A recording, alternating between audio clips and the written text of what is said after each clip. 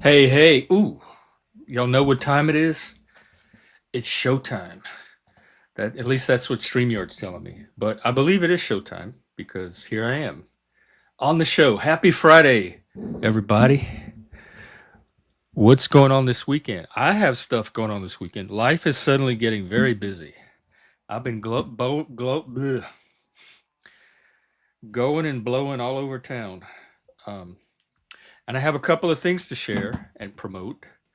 First of which is a cool new YouTube channel that I'm out at these events and I'm socializing and I'm networking on behalf of this podcast network, Snohomish Podcast Network. It's a local network of podcasters like myself, YouTubers, content creators. If you're in Snohomish County and you do any of that or are interested in doing any of that, hit us up. So we're trying to grow it and build it. It's very grassroots. And so I'm going to all of these events. And as I go to these events, I meet people. I have a podcast. Oh, I have a YouTube channel. And I met this lovely person today that has a new YouTube channel. If you could go and give her a like, subscribe, it's really cool. And all of you Gen Xers will appreciate it. It's very much very similar to some of the things I hope to do on my own channel. They go around to events, they take road trips, they broadcast it, podcast it. It is called Wandering. Let me find it. Wandering Often Journeys. They went. It's they went to the short circuit. Remember the movie Short Circuit with the robot? They actually have like a event celebrating the movie. They went to that. They got to hang out with Johnny Five, and they went to the Goonie one in Oregon, which they didn't film, but they went to it. So that's an example of some of the content you can expect to find on this channel.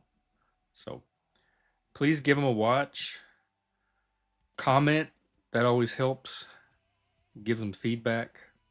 YouTube likes that people comment and interact with the videos. So wander off in journeys. That is my recommend for today. In other news, tomorrow I'm going to this. Oh, hang on.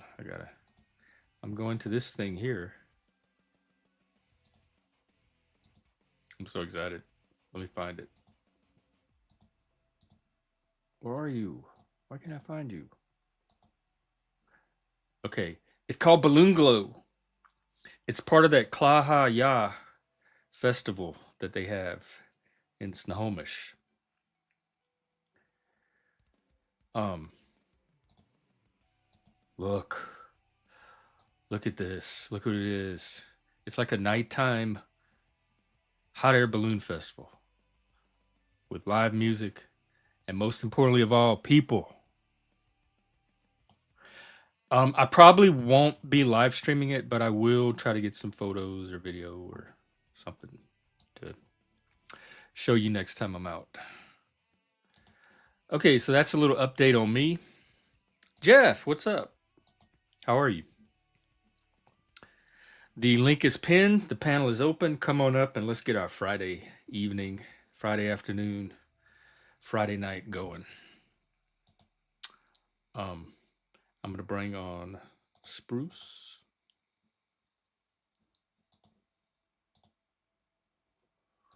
Sprucey baby.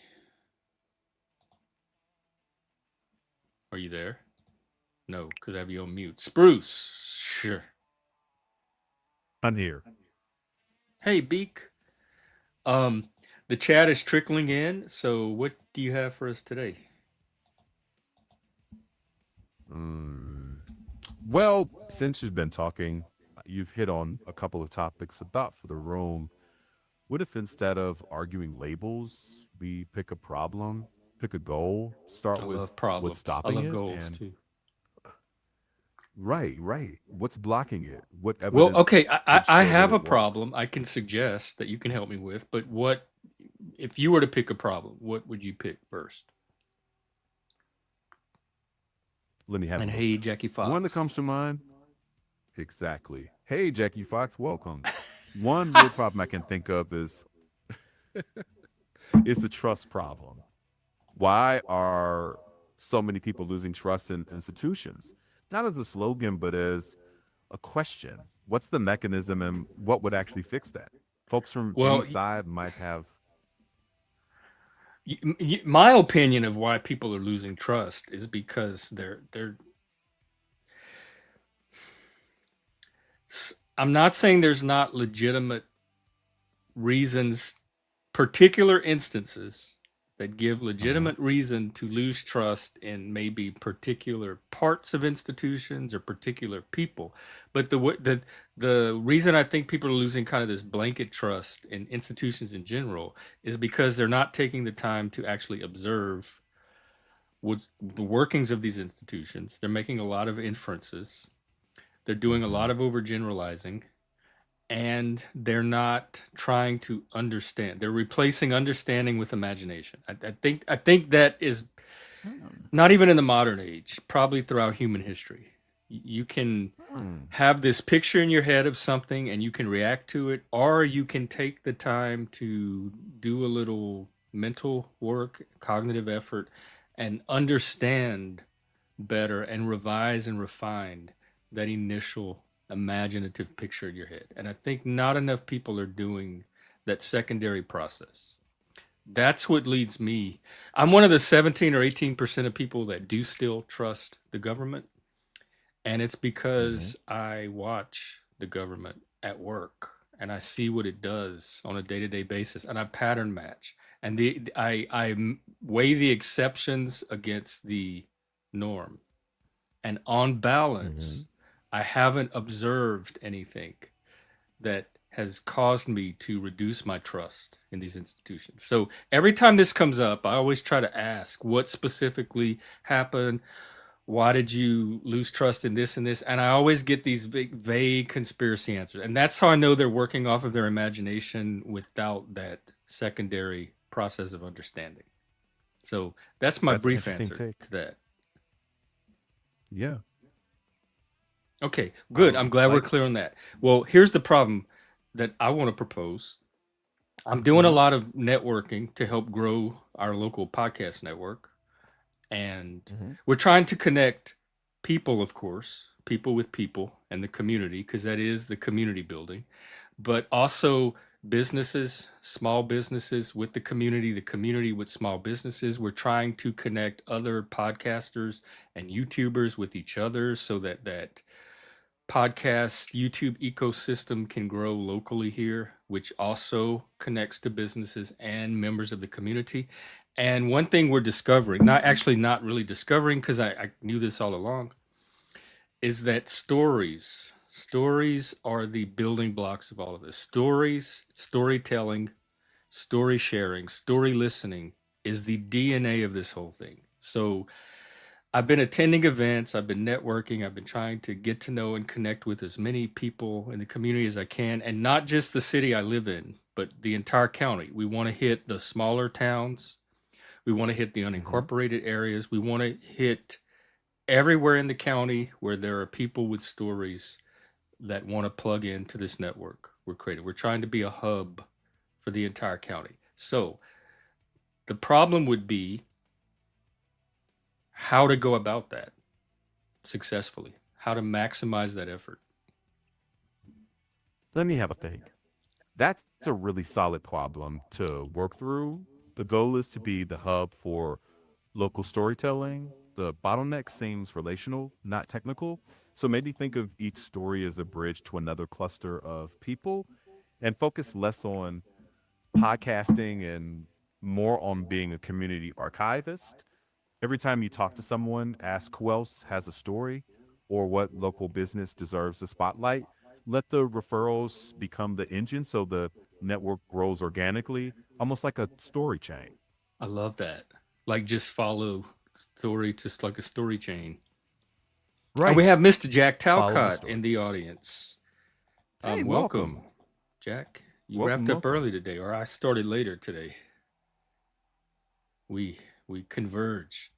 Um, yes, I like that. I like all of that. That's kind of our approach, and we do actually have the technical expertise because some of the people doing this have podcast studios. They have podcast experience. They can edit. They can. Oh, another community we're trying to reach are people that may be new to podcasting, that want to start a podcast or want to get their feet wet or dip into a podcast and see what it's like to that kind of goes along with my idea of setting up these little contact points out in the community where people can stop by, sit in front of a mic and just tell their story and be on a podcast Exactly. and kind of Exactly. democratize it and I don't know, destigmatize it and make it more less intimidating for some people. Right. Right. Maybe treat each popping in guest as a low pressure story instead of a podcast interview. That lowers the intimidation from new voices and meet people where they already are, libraries, cafes. A curious, simple prompt like, what's a story about this community that doesn't get told enough? That Yes, decentralizes where it are the and people? lowers. Where the people are? Where are the stories? And I'm finding they're everywhere, everywhere. It's not. Exactly. I don't think we're gonna have a shortage of them. It's gonna be how do we have a limited amount of manpower and woman power, and we have a limited amount of time. So it's how to maximize what we're doing, and Right. have it Focus. be kind of self generating as well, so that it doesn't just depend on us to kind of be the central gatekeeper of all these stories. The community itself, this can take on an organic element, and the community itself can start generating and propagating stories. Right. Right. The Like stories today, become I the found out bait. there is an entire dads network here in Washington State. With we have local chapters here in this county of fathers of children with disabilities, autism kids, Oh, ADHD kids, physical disabilities that come together and support each other. You know, dads are heroes to me. And right. I don't think they ever get enough support. I feel the same way about cops, law enforcement, military. Hey, Moose, speaking of dads, look who we got today. Jack, you want to come up? I'll gladly bump the robot for you if you want. So things like that. Right. Well, maybe focus on a few good story seeds and design each one to invite the next person in without you having to push every time. That way the And it's not just community me because carries it it's a forward. network. We already have probably I think 10 or 12 podcasts already, people that do they're all different. Some are storytelling, some are politics, some are local events, local history. So Hmm. the stories can be distributed across the network. They don't have to all go through one channel. Exactly. Let each show be its own little node. Then you just need a simple handoff, like a shared intake or a quick referral rhythm. That Yeah. way each conversation naturally points to the next one. Like you go to the website and it's all centralized in the website. So you just browse the podcast and you find the ones that align with your goals or resonate with what you're looking for. It's very kind of self-driven and exploratory, and that's all part of the Exactly. network effect and community building. Exactly. That flow, find a story, pass a story along, book a story, keeps it lightweight and self-propelling. Self-propelling. I like that. Yeah. Hmm. Well, thank you, Spruce. I think you that was some pretty helpful problem solving, Glad it and helped. Let's see what grows from here. we shall. I got a busy week ahead of me. I got a full calendar, and we got somebody in the back. So we will chat with you next time. Have a good weekend, Sounds Spruce. good. Do something fun. Absolutely. You too. All Take right. care.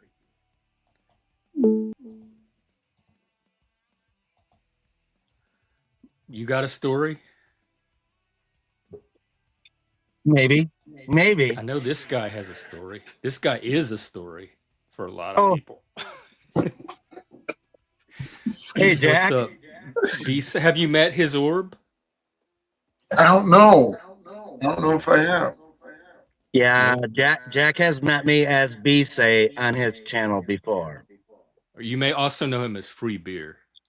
I also I've done that to a lot of people. Done what? Met people and not remembered? Uh-oh. Are you frozen? Oh, no. Jack, are you translating? Is He's this the moment? catatonic. He's catatonic. I know. I think he's going into a trance. I'm dying to hear what he's done to a lot of people. Hey, Jeff, speaking of Jack frozen like that, name this movie. Do you realize my grandparents are catatonic in the closet? God damn it. Have I seen that movie? Is it like Back to the Future? Do you realize my grandparents are catatonic? Weird Science. Is it 80s? Yeah. Is it an 80s movie? Chet. Wait. I tell you what, I'll Google it. Do you realize my parents are catatonic in the closet? You already got it. That there before. You already got it. It was weird. Oh God, total guess. Okay, yeah, I did see Weird Science, but I don't remember that particular line. I don't even remember the parents, because wasn't the whole movie the parents go away and the kids come and have a wild party? That was like the parents were there. The parents were there only for like 1 minute at the beginning and 1 minute at the end. But anyway. So what's new with you? What have you been up to? And hey, how'd you enjoy our little hangout session last weekend? On Saturday the one I talked about doing, I never showed up. I was busy. Oh, okay. Well, now you know why they don't happen and they're so hard to get off the ground. Well, we were talking about doing the free-for-all Discord, right? Did you do it? Well, I've been having a Discord. But Saturday night you did? Oh yeah, I was there. As planned. So I was listening a little bit, Jeff, and you made a comment about having full faith in the government, right? Well, I don't think I used the exact phrase "full faith," but I am one of the 17-18% who, I think you did more or less trust our government. I think it's functional. It works. It does what it's supposed to do. I will agree. Even in the court system, I think it works out usually, for the best. I mean, it's not perfect. We don't get perfect justice. I do have full faith in it because I've been screwed once or twice, but in the end, it fixes itself. You think so? Well, and no other country would I be able to say that. That's why I say I believe in the court system, because you got to have faith in something, and if you don't, you're just screwed. Which really, all of that comes down to faith in people, faith in your fellow citizens, because that's what makes up the systems. Our system is not as flawed as what people think it is kind of what I'm saying. Yeah, I don't think it is either. Like, I can look at specific flaws, but the people with the "I don't trust the government" grievance rarely have specific flaws. It's always this vague. I think a lot of it comes from social media too. They just pick up these social media narratives. There's a lot of bonding over how much the government sucks, how much you can't trust it. So there's a community element to it. There's all kind of reasons somebody could buy into that story, that narrative, or as we say on here, that myth. But the myth that you can trust, I mean, the idea that you can trust government and it works and it's benign is also its own form of myth as well. I just think it corresponds more to the reality that most of us experience than some of the other myths. If you think our government doesn't work good and the criminal justice system and everything doesn't work, take a look around the world once and you just got to realize it is the best system ever. Like I even don't even like saying it, but it is. You know what I'm saying? Oh, you don't even like saying it? Well, even though it has flaws, it still is the best. I Period. think so. Personally, I think so. Well, we I'm don't very agree. happy with it. Let's put, and I'm not looking to trade it in for any other country system or. Yeah. I'm not looking to abolish the Senate and Congress or whatever. We the don't platform always is. agree on stuff, but this we do, man. That's why I came up, just because You're one of the few. I'm glad you did, because you are one of the few that I encounter, at least on here, that have that kind of faith. Now, if you have full faith in the government, I don't even like asking this question.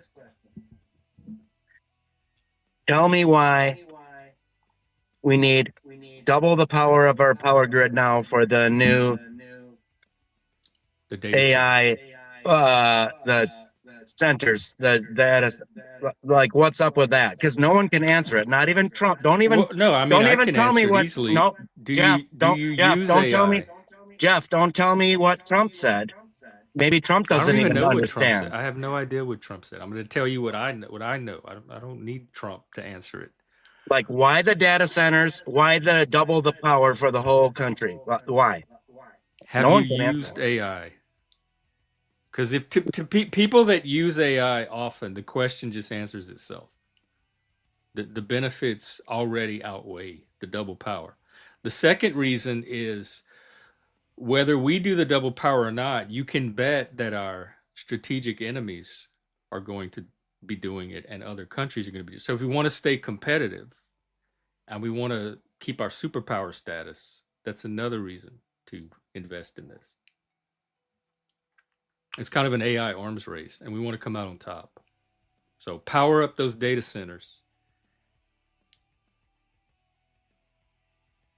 There's national security reasons and national competitive reasons. You kind of. I think the It's like you sounded like you had a good answer, but you really didn't answer my question. What was your specific question? Because I thought I did.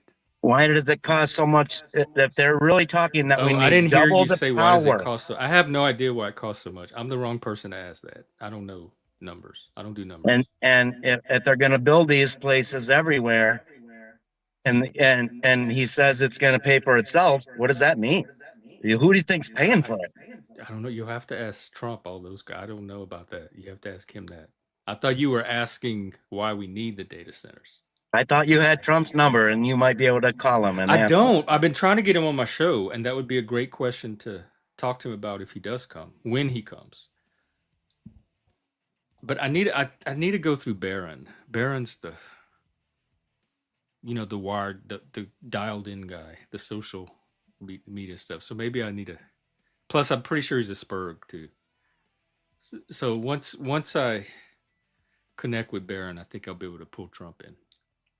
Actually, I'm pretty sure if you file a paper to meet Trump, you need just 100,000 signatures, and it has to go on his desk. Oh no, I'm not. He needs to. No, I'm not going through. I'm not jumping through those kind of hoops to get anybody on the show, because Why there's not? as much benefit for him as there is for us having him.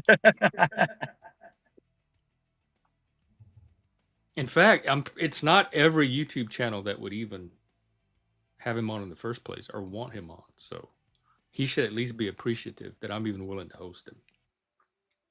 True. He's fun to watch. I don't care what you say about him. He's fun to watch, man. I can't wait till he talks again. I watch his what do you call it? Press conferences, his little updates that he gives every day. Very entertaining. It's like watching a stand-up comedian. He's an expert troll. You're watching a master troll at work. So what's going on in your world? Tell us a story. I don't know. Yesterday we had the first blue sky in 10 days. The smoke is finally gone from Canada. Oh, from the fire. Yeah. It's bad here. Bad. Dude, on the highway, people were driving with their lights on. It was so dark. In the middle of the day. Oh, behind the smoke. Yeah. Wow. And I wonder if Talcott's coming back. How does Talcott, of all people, lose internet connection? Come on now.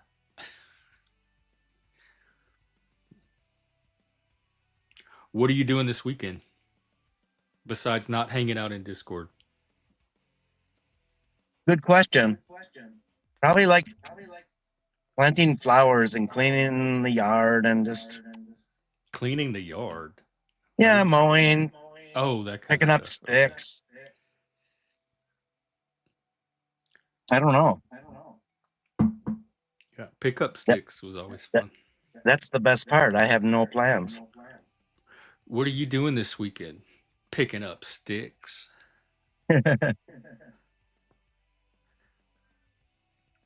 Well, maybe there's a fun event happening around, especially if the sky is clearing up. I'm going to see balloons tomorrow. Like hot air balloons? Mm-hmm. Nighttime. It's called balloon glow. Like really full size real balloons at night? I believe so. I mean, like people in them, right? Like you're talking hot air balloon. I'm not just blowing hot air. This thing. Yeah. See, they have a band, they have live music, they have balloons that glow. That's all I need. Anything that glows. Doesn't take much. Man, my parents went on a ride. It cost $1,000. A balloon And ride? yeah. Uh-huh. And that was 10 years ago. It was 1,000. I had no But idea that. can you imagine? Check this out. How do you think a hot air balloon goes up for 3 hours and ends up landing where they are? How do you think that works? Because I didn't know it. Now I Like do. navigation and technology and expertise. Yeah. Tell me how do you think it's possible? I just did tell you. Science. Well, imagine. Take a guess. How do you go I up just and then did. Oh, what do you want to know? Like the detail of how it works, how they go up, and all? I don't know. They blows the hot air. Oh, is it National Tequila Day? Dun, dun, dun, dun, dun, dun, dun. Maybe we can watch Pee Wee, do a watch party. Doesn't they have that big flame thing that makes the hot air rise, like hot air rises, so it heats up the air to where it rises, and then when they're ready to come down, they turn it off and it cools the air and it starts to drop, and then they have the ropes, I think, that they pull on the steer with, something like that. okay? I mean, I'm not a balloon engineer, but that's pretty close to an answer. No, it's not even close to an answer. I mean, we all It know. is definitely close to an answer. No, Absolutely. I didn't ask you how did the balloon go up in the air, hot air. We all know Well, that. be more precise with your questions, because when you ask questions, I Okay. never give you the answer you're looking for because I don't understand the question you're asking and the way you're phrasing it. So How can you? I have that How do you? issue too sometimes. That's all right. It's a great challenge that you're not figuring out. But So my what question exactly was, do you want to? But part of it is communication on your end. So I'm not willing it's all to right. take the fall and eat the responsibility for this. No, Lack I'm of- trying to teach you something really cool that I learned about hot air balloons. Okay, go ahead. What did you How learn? can you go up and tour the countryside for 3 hours I give and up. end up Just tell us. and end up back at your start? How do you I think it's give. possible? I gave my answer. You weren't satisfied with it. Just tell me. Like I said, I'm not a balloon expert. I've never even been in a hot air balloon. So if you know the answer and you want to teach us, just tell us. You have to try to guess. I'm not telling you now. You I can did try to guess. I've already tried to guess. So okay, let me put the question in another way. If I'm in Grand Rapids and I'm Jack! 45, yeah, bring ahead. Jack back. I'll leave gladly. Don't worry about No, it. go ahead. You're in Grand Rapids. And I want to go to Lake Michigan, 45 minutes, to my west, right? I take a hot air balloon. I want to go to Lake Michigan. Okay, I take a hot air balloon. I go to Lake Michigan. Now, How do you think I get that hot air balloon back here? You're gonna guess it because I'm not telling you. But think Well, about it. no, you said you were excited to teach us something that you learned, and now you're like, but I'm not going to actually teach you. You have to pull it out of me Well, at least guessing. okay. Now that I rephrased it, at least try to figure that out. How could you do I that? still understand the question. Like, how do you operate a balloon? How do I go 45 miles west and then this hot air balloon? It has no, Oh, you mean propulsion how does system. it steer? Like with the wind or something? Did you now figure out what I'm asking? How does it change direction and come back here? Is that called steering? Is that because that's the word I just used? That sounds a lot like steering to me. So if you want to pursue this, work with navigate, me here. navigate. I used the word navigate earlier as well. So don't make Yeah. this more difficult than it needs to be. How do I You're gonna navigate to ruin my Lake Michigan? festival. How I'm do not I even going. navigate a hot air balloon to Michigan and back to I give Lake up. How do Michigan? you? You have no idea? Be safe. I mean, you're a smart dude. Can you imagine how can a hot air balloon change direction? How can it navigate? How? I suggested wind. I suggested that little machine device, like have some kind of propulsion in the thing that shoots out the fire in the first place. And I've said multiple times, and this is the part you may not have heard. I'm not a balloon engineer. I'm a lay person. You might as well go ask some Me old too. lady on the Me too. street or a Girl Scout selling Girl Scout cookies how it works. They're going to know just as much about it as me. So your question is directed at a person that has very little information about this. I don't know I if you have none. picked up on that part. I'm going I to be have only very none. limited in my ability to give you a satisfactory answer. These hot air balloons, they have all these instruments on there, and no matter where you are or what day, the wind is different directions at different altitudes. And so you follow these air currents and you Did I navigate say through that? it. Did I not say that? Was Not that not really. one of my answers? You said like technology or I wind, s- but and I you said when. I said they navigate wind currents. You can go back and watch the stream. okay. You up here playing. No. They land over 80% of the time in their launch. Good. They sound very efficient and effective. It just didn't make sense to me until I found out how it works. They find the wind current and they ride the wind. Because they Yeah, can I go want to up go and down too. So I guess they just go up or down till they find the current they're looking for to take them where they want to go. exactly.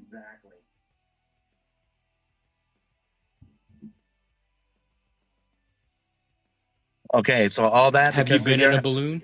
Have you ridden one? And where did your parents go? Where was the trip? it was in Oshkosh, Wisconsin. I don't know when, like maybe Oh my 10, God. 15. For $1,000 to fly around Oshkosh? I thought it was like across Africa or something. Oh no, just like a 2 or 3 hour ride. Oh, okay. Did they at least get champagne or I don't think you some can kind have of champagne at that altitude. It would explode. oh, something? As long as it's not in the bottle, they could open it before they go up. No. When I got engaged, I brought champagne on the airplane, and they said, "No, you can't take it. It'll blow up." I thought, don't they have champagne? Don't they open a champagne on airplanes in movies? Is that a movie thing? I'm definitely asking the AI. No, Can not on you a Cessna, and maybe it was open? Because they also. pressurize those cabins. No, we weren't pressurized. No. Champagne on a plane lands mainly down the drain. Yes, you can bring champagne on an air, not bring, open. I'm not asking if you can open it. I mean, bring it. I'm asking if you can open it. Maybe it was a law.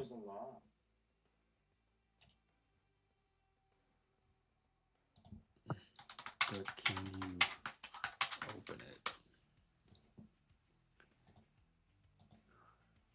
You usually can't open and drink it while you're on the plane in a normal passenger cabin. Most airlines forbid. I don't. We're talking science, not law.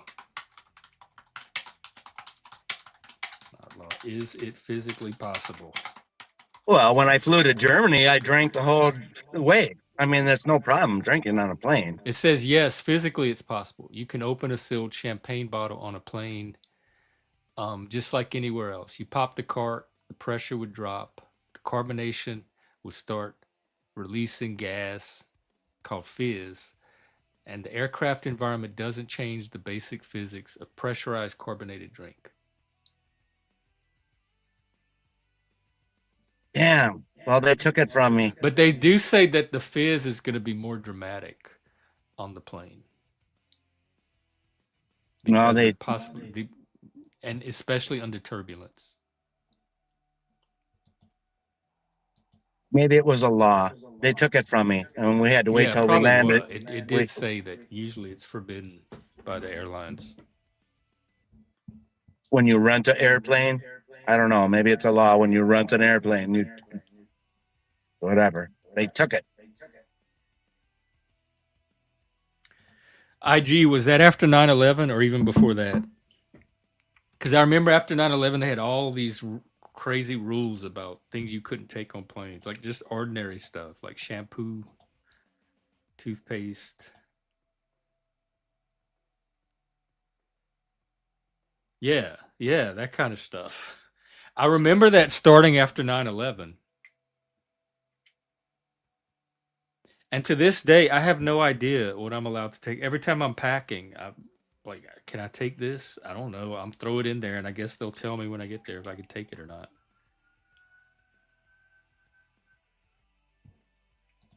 But I managed to make it through security every time. So,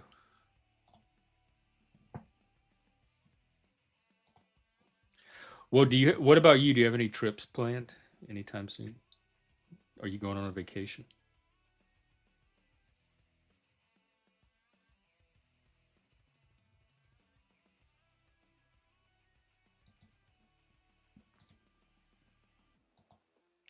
No. Okay. Um, how many sticks are in your yard to pick up? Like a half of a day. What number is that, Mr. Science?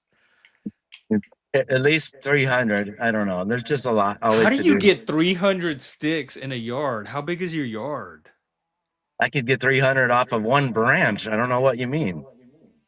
But how do they all end up on the ground in a yard?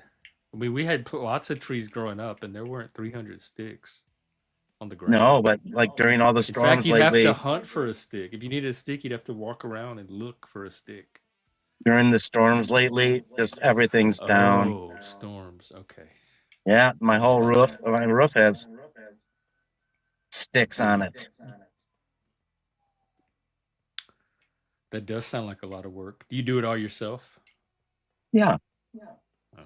Get Phil to come over and help you. Tell him to bring his family.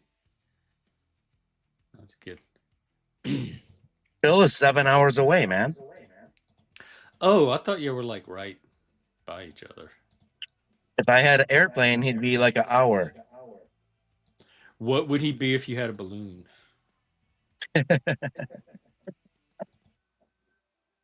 Probably 7. A balloon. Probably 10 hours. Same as a boat. Probably. 10 hours by balloon? Probably, yeah. That's a lot. Yeah.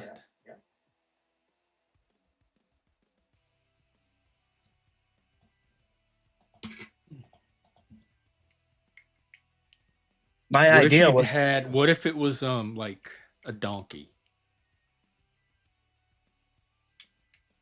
a donkey. Yeah. Can the donkey swim? Let's pretend they can.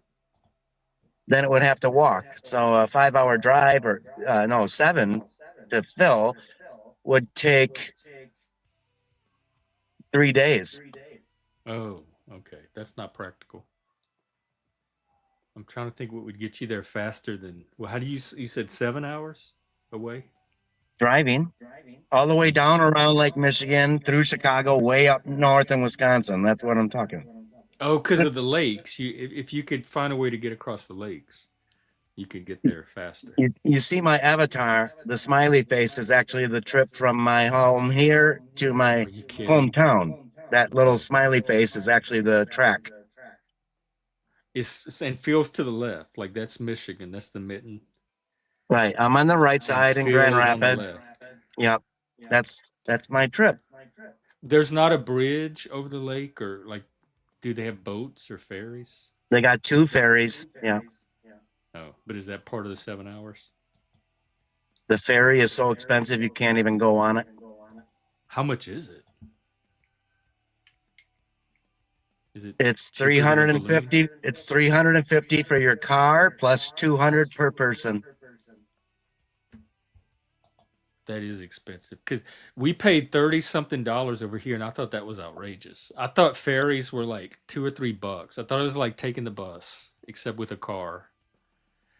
And the A guy's like, car? "That'll be $35." I'm like, for to go 10 minutes on a ferry across like half a mile of water? No, for 4 people to go, it's about $1,000. No wonder people are staying home and hanging out on YouTube. But you can go on it as like a walk-on passenger for like $175 or something, $200. I don't You know. could probably take a Greyhound bus for less than that. There's no way around it, man. My idea was build a tunnel under the lake, a giant plastic tube, and connect Grand Rapids and Milwaukee. Can you imagine how much Some tourism places that would have that. bring? San Francisco has a tunnel, and they have one in Alabama. None that are 70 miles. Well, the point is, it's a tunnel and it's under the water. And it's You direct. didn't- Yeah. And then there's things like bridges too. That's way too much money. Oh. We got the largest bridge in America here, I think. The Mackinac Bridge, I think, is the biggest in the world, or third biggest. Was the biggest, Let me look. bigger than the Golden Gate. It's a suspension bridge. It's the longest suspension bridge between anchorages in the Western Hemisphere, and the 28th longest main span.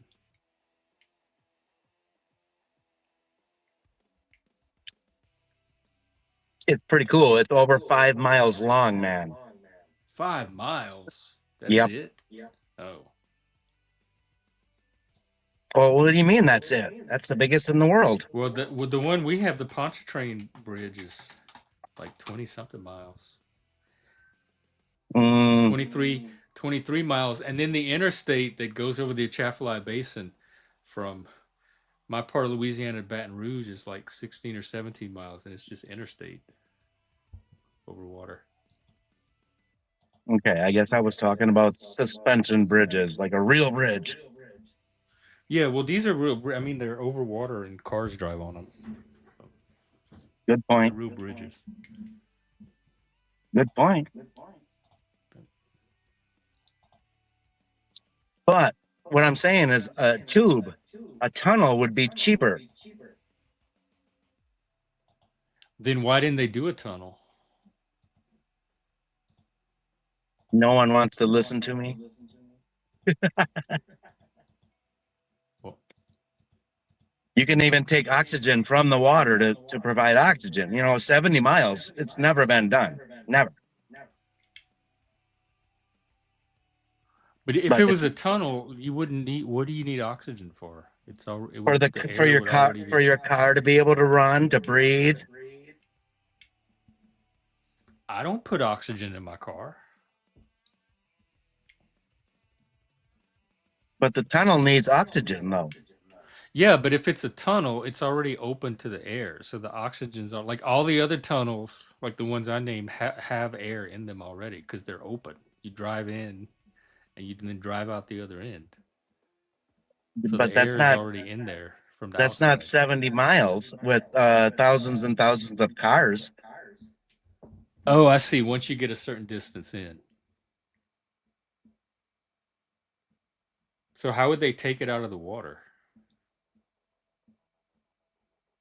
That's probably why it hasn't been done, because it doesn't sound very feasible.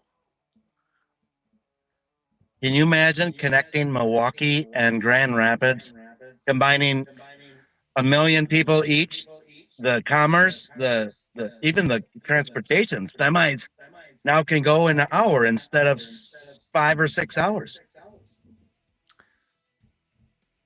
Yeah, it seems like they would have done it by now. But I don't know. I'm not a tunnel engineer either. Tunnel I'm a expert. tunnel engineer.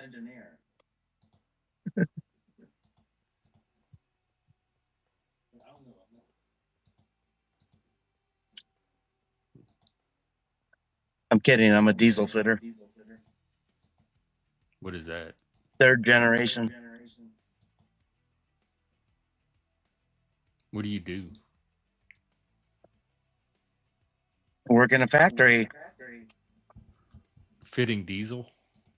You know, it's going to be easier for me to just look it up than try to ask Well, you. Hang on. well, we make pantyhose for women, and I'm the inspector, and I hold them up and I say, "Yep, diesel fitter." Do you? Oh, ah, ah. Hang on. Hang on.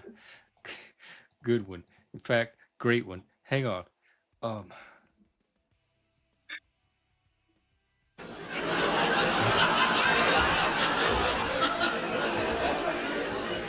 Third generation. That was good.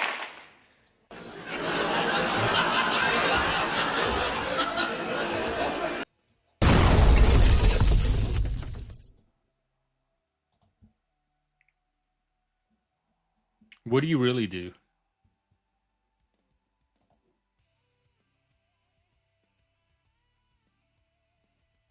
I'm not an explorer, What's your job title? astronaut, Estimate or Eskimo? What did you say? astronaut. Astronaut. Oh, okay. Yeah, that explains a lot. And CIA. So, what do you expect me to say, really? It explains even more.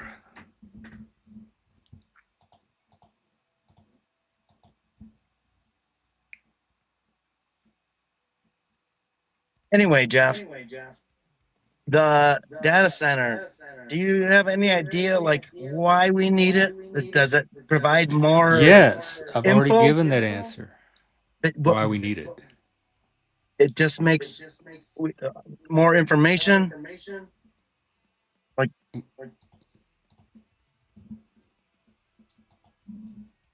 it's for For the intelligence. AI.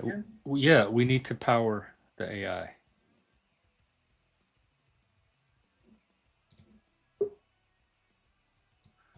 Oh, good. I was hoping you would stop by. How are you? I'm all right. Hey, plastic. How are you? Hello? Yeah, Yep. can you hear us? Can you hear me? Yeah. No, that's okay. That's all right then. Yeah. How are you? Any update? How are you doing? It's all good. It's all good. Oh, good. So It's all good. no Trying bad to. news. Oh, you know how it is. You know how it is. Not really. Not well, kind of, sort of, a little Play bit. time screen because I trust you guys, but it won't do it, will it?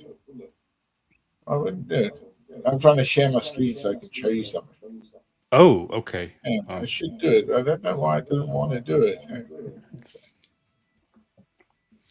If it's something with the link, you can always put the link in the back. Nah, I don't think it's. I thought it was like share screen to share screen.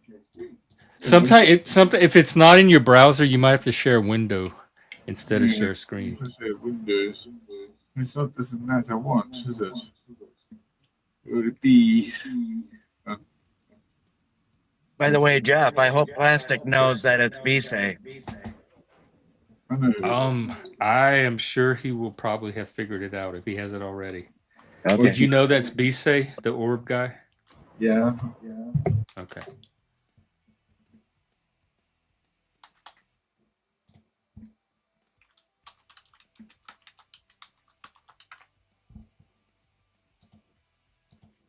Okay, we're waiting on a screen share, folks.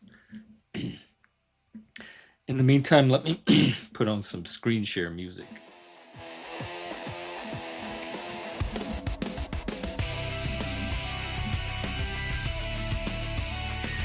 Just tell me what you said. Okay, that's Oh, share, I see it right? now. Okay, hang on. That's on share, right? You guys cool. Please What? don't break this. It's showing up. Hang on, it's showing the StreamYard. That's- It's not on the right window. No? Can you see it? Yeah, but it's just us. It's showing the backstage of the StreamYard. Is it? Oh, so it's Yeah. not you guys. Oh, okay. So I ain't showing my. It's the wrong window that got selected. Yeah. Hang on. Stop sharing. Yeah. I'll figure it out. Okay. I'll figure it out. Hang on. Is it a website or something in a browser? Otherwise, you might have to use share window instead of share screen. I mean, it's still share screen, but then there's a share window option when you pull it up instead of the tab option. What are you seeing now? Just white. Well, it's hard to tell. It's a white screen with some numbers. It only on does it, that. maybe. Like a spreadsheet. It kind of looks like. Yeah, it won't let me do it that way. Yeah. And now there's a bunch of little thumbnails at the top. Yeah. I've got to sort it. Hang on. Give me a sec. Okay.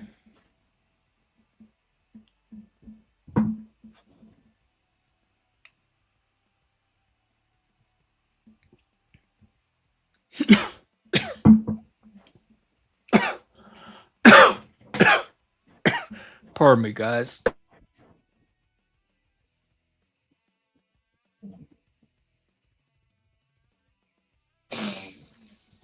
I'm choking on coffee. That's right. What's this one? Well, I can't wait to see this screen, but our viewers are certainly not waiting. I'm sorry. What's the one? You want to see my balls? I don't think I've seen your balls yet. Your orbs.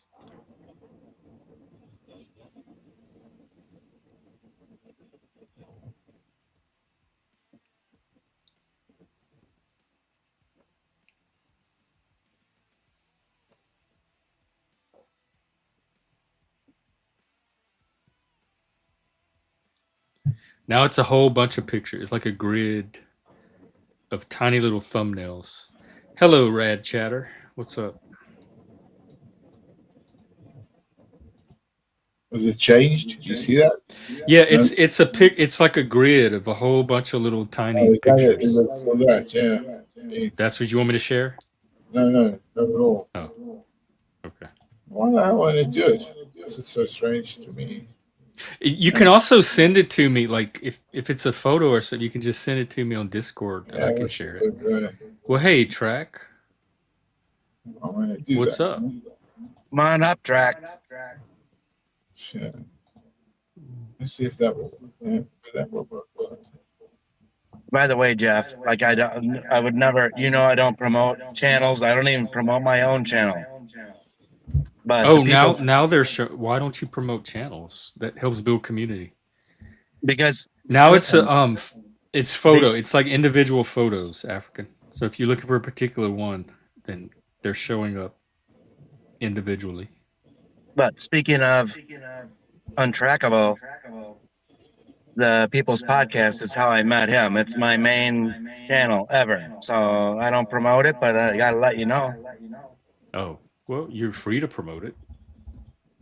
People's Podcast TV, Eli. You can even promote mine when you're on there if you want. Eli is his name. People's Podcast. Yeah. TPP. Yep. Okay.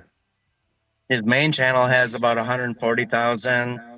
The People's Wait, Podcast has why about isn't 20. this his main The channel? People's Podcast has about 23,000. 22. Yeah. Eli in Espanol has 15,000. He's got 7 channels, but I'm a big part of that, and I will always support it. Well, that was pretty good for not promoting channels. I think you did a Whatever. great job. It's like a First Amendment channel. Oh, like his auditor type channel? Somewhat, but he's also a musician and has awesome songs too. Like he's just a great guy. Promise. Yeah, we don't have any of that here. I can see why he has 22,000. We do have musicians here. And He AI has musicians. he has 140,000 and it's gonna be 1,000,000 soon. 140,000 what?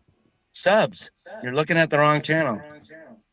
I'm looking at the one you told me that I verified and said, is it the one that says TPP? And you like, yeah.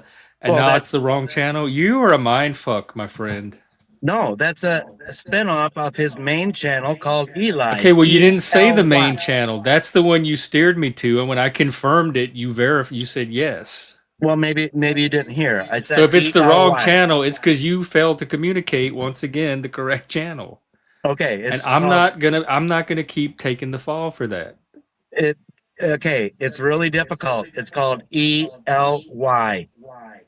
Okay, ELY. Which That's is it. not what you said earlier. Yes, it is. Okay, TPG. No, it's not. You said the People's Podcast, No, I told TV, you. which is what I typed in, and Yeah. it came up, and I said, "Is it TPP?" Which was on the avatar. You said yes, and that's the one I pulled up, and you Okay. even said it had 23,000 subs, which that was the one with 22.7 subs. So the same channel, everything's aligned, and then you flipped it at some point and said that's the wrong channel, and you gave me a channel that you didn't communicate a single thing about when I was looking for the first channel. Okay, This I one told has you 133. I don't know how it's going to get to 1,000,000. Oh my God, he's hot. Who's this Eli guy? See? Oh wait, that was the cop. I think that was the cop. I don't think that was Eli. Well, That you was either the want cop to who play was or you on. don't want to play, Jeff. I don't know what your problem is. I don't know. This is the first time you mentioned playing it. You didn't once say, "Hey, play it." You just showed me the channel. So you do a lot of gaslighting, and I don't like that here. I get very tired of it very quickly. I'm not. You I'm are. You are doing what I call gaslighting. You're shifting reality around. You're setting out one reality, and then I'm buying into that reality. Then you keep shifting it around. I don't know if No, you're I doing it just- intentionally or not, but Jeff, I just tried telling you, by the way, track is coming up, and my name is the People's Podcast. I'm trying to explain to you why it says the People's Podcast. mhm. He goes into the People's Podcast, right? I'm not Right. gaslighting That had nothing to nothing. do with the Eli channel that you just talked Really? about, and you never once said play it. So It's all you about keep the changing Eli. things, and then you keep making out like I'm the one that's not tracking you, when you're the one that keeps shifting things around. No, it's all Speaking about of the tracking. Eli channel. Even on my own dumb page. You know what, dude? it's- It's all on stream. Anybody can see for myself how fucked up this is. So I Eli- don't even have to defend it. Welcome, track. I have 3 videos What's up? on my page, and 2 of the 3 are Eli. So you think I don't support them? Hi, track. I never once said that. Here, I'm tired of messing with you. Welcome, track. What's up? I like Have the you fact been that living out in the woods? Yeah, his beard You look is like you're. No, I love Yeah. it, man. Just I got to get grizzly. been I haven't not wrestling with raccoons or something. I team it, man. Jeez, I'm getting gray as well. Shit. How is it going? Oh, for me or travel. You what? For track, but for all of you, except for BC, I don't care anymore. No, I love my man BC, but I also want to say, happy Friday, beautiful day. Good life to everybody. I'm echoing. It's my bad. Well, same to you. Good life Yeah, to and you as Mrs. well. did rock up. She was finally safe. It did happen. So thank you, Jess. Do what? Oh, with the Wednesday palaver. The Remember? what? Wednesday palaver. What happened Wednesday night? I lost him. Oh, what did I tell Yeah, you? that Yeah, when you were yeah, up here. Yeah, yeah. So it was that's okay. what I was at when you came on. I was I asking know how. exactly. I was trying to finish Oh, the thread at least. Yeah, no, it happened. Yeah, she was released in the morning. I had a blood Hey, okay. test. Looked at her head. How cool is that? Yeah, she came off the train and she slipped and fell and hit her head. She got on the train because what happened is that there were no. She said, "Well, this train it didn't stop where she would have, so it carried on. She fell asleep. And she Came ended out, up in London. trying to come back, slipped, bang, hit her head. Police picked her up, took her to the hospital, as in the transport police who deal Okay. with these incidences. So I was So she's worried. back with you. Yeah, she came back yesterday morning. Okay. Well, that's good news. I was worried. Sorry about that. I'm trying to. Track. What is up with you? Like, it's been a while. Track, do you know anything about the AI things and why the money and why? Can you explain it? Well, let's get a life update from him first, and then he can go off into Oh yeah. AI Sorry. data center land. Oh, I'm officially on vacation. I'm leaving tomorrow. Um, hopefully, if I get an opportunity, I can share some of the scenery of Smith Mountain Lake in Virginia. Is that where you were last time? Were you at like out in that cabin? Oh no, And that was you streamed from the woods one day. yeah, that was up in the mountains. This one's gonna be down in the water. Oh, But when is that happening? leaving tomorrow morning. Oh wow. For a week, I got the whole family's going. We got a dock to ourselves, no boat, because I'm no captain. Oh, what about jet skis? uh, more money, more problems, more Oh, responsibilities, more risk. a Gas canoe? gas is expensive, and Oh, uh, you know, but just being able to be near some water and to have a dock and to not have to deal with traffic. It's like you leave the house, you eat breakfast in the morning, you pack a cooler, drag it down the hill, and then you jump off the dock into a lake. oh. But no, we've been doing. I think this is a year in a row at this house. I haven't had my shirt off outside since, so I'm probably gonna I'm gonna reap something. But no, any chance to get to talk to you guys? Love you guys. I don't know what's going on in the world. I've been covering down for a fired teammate. He ate somebody else's lunch out of the break, and now there's this. But you know what? I'm going on vacation, and so I can't cover for it. I couldn't cover for anybody if I wanted to. You can't call What does me. cover me like lie for him? No, I mean like you're gone, and work still needs to be done. Oh, was this I one was of your men? I was having a good time until Untrackable showed up. This is fucking bullshit.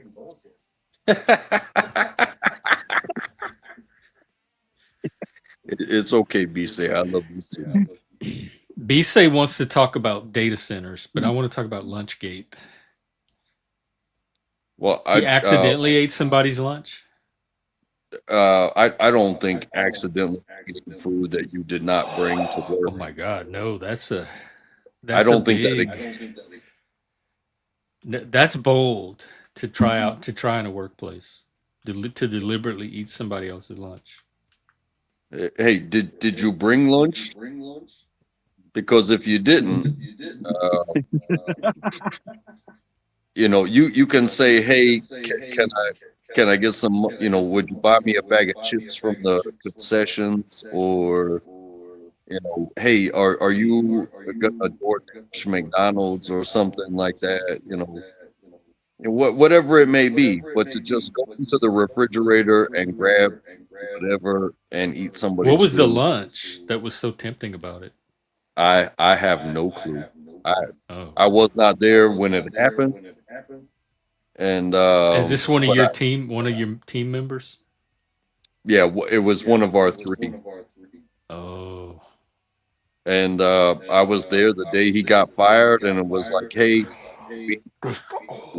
we we need to talk to so and so. We're gonna send somebody over to be with you for the meanwhile, and homeboy never came back. was it the one you were having difficulties with in the first place? I mean, they were both difficult in their own ways, I guess you could say. Well, one you said was just slow, but one was kind of doing his own thing and not really aligning with how everybody else Oh, was doing it. yeah.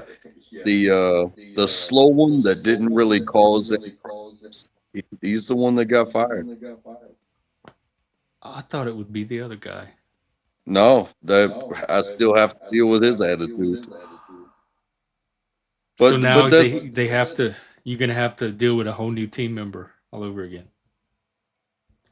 yeah. And there's Trexty.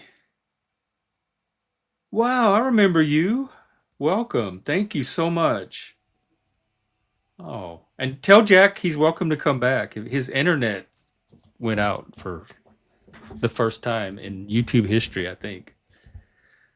It's nice to see you. I remember your AI song that you did too. Okay, I mean go I ahead. I didn't come up here to make this about me.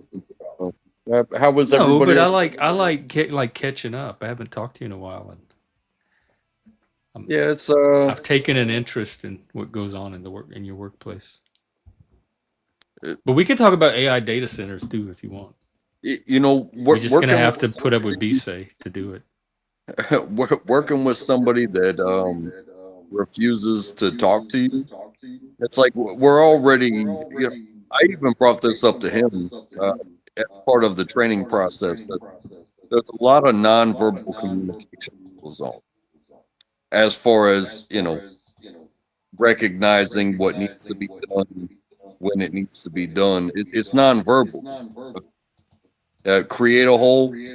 One person creates a hole, the next person fills Fill a the hole. hole. I remember that. Right. So, but no communication whatsoever.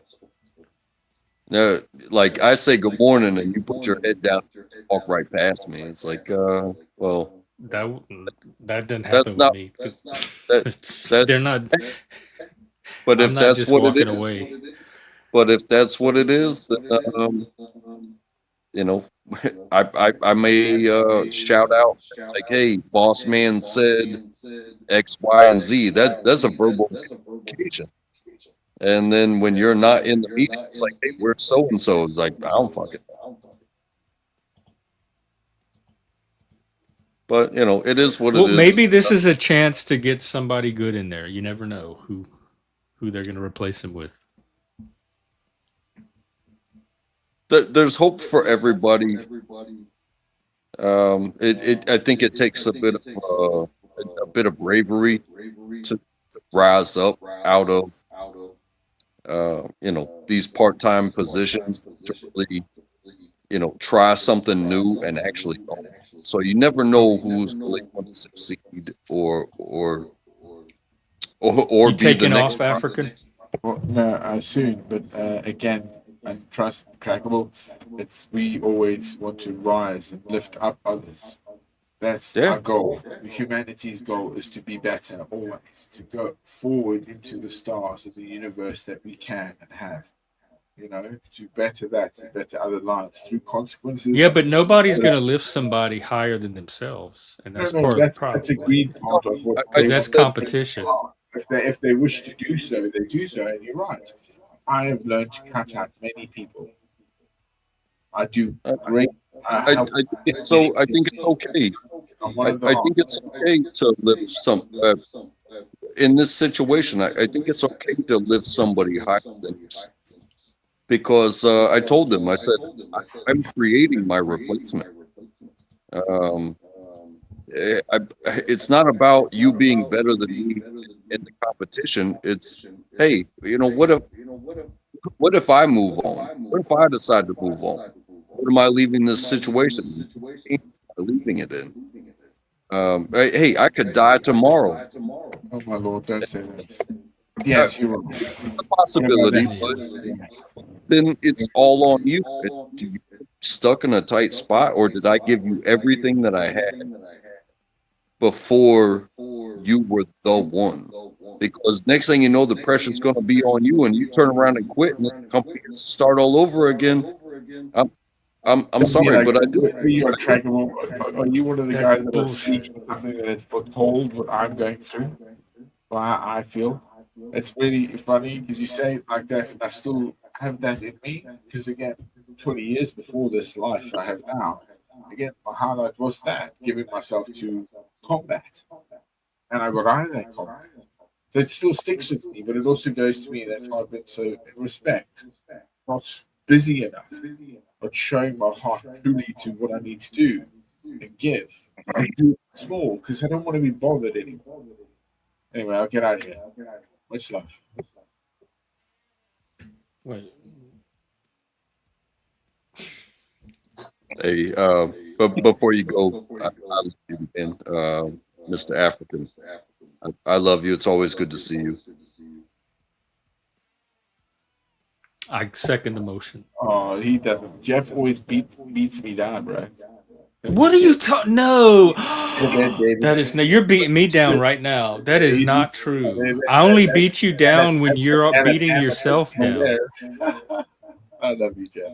and I try to lift you up. Actually, I don't be like that. Like- I try to like galvanize us all. That's what I'll I'm be like, trying to do.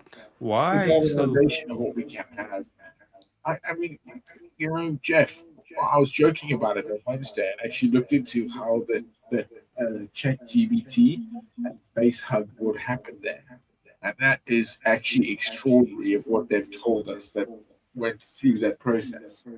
You It's talking about with that cyber attack? fascinating what's happened there. It wasn't a cyber attack at all. It was something that was done in duty and it found a way to do it. Very smart. And it went this way, it went out of this box. Oh my God, the tentacles are real. And again, that means the tentacles are real. It's already done this. So people are right. And I know I was one of the people that kept Yeah, telling you yeah, not to worry, not to freak out, and now Yeah, this happens. yeah.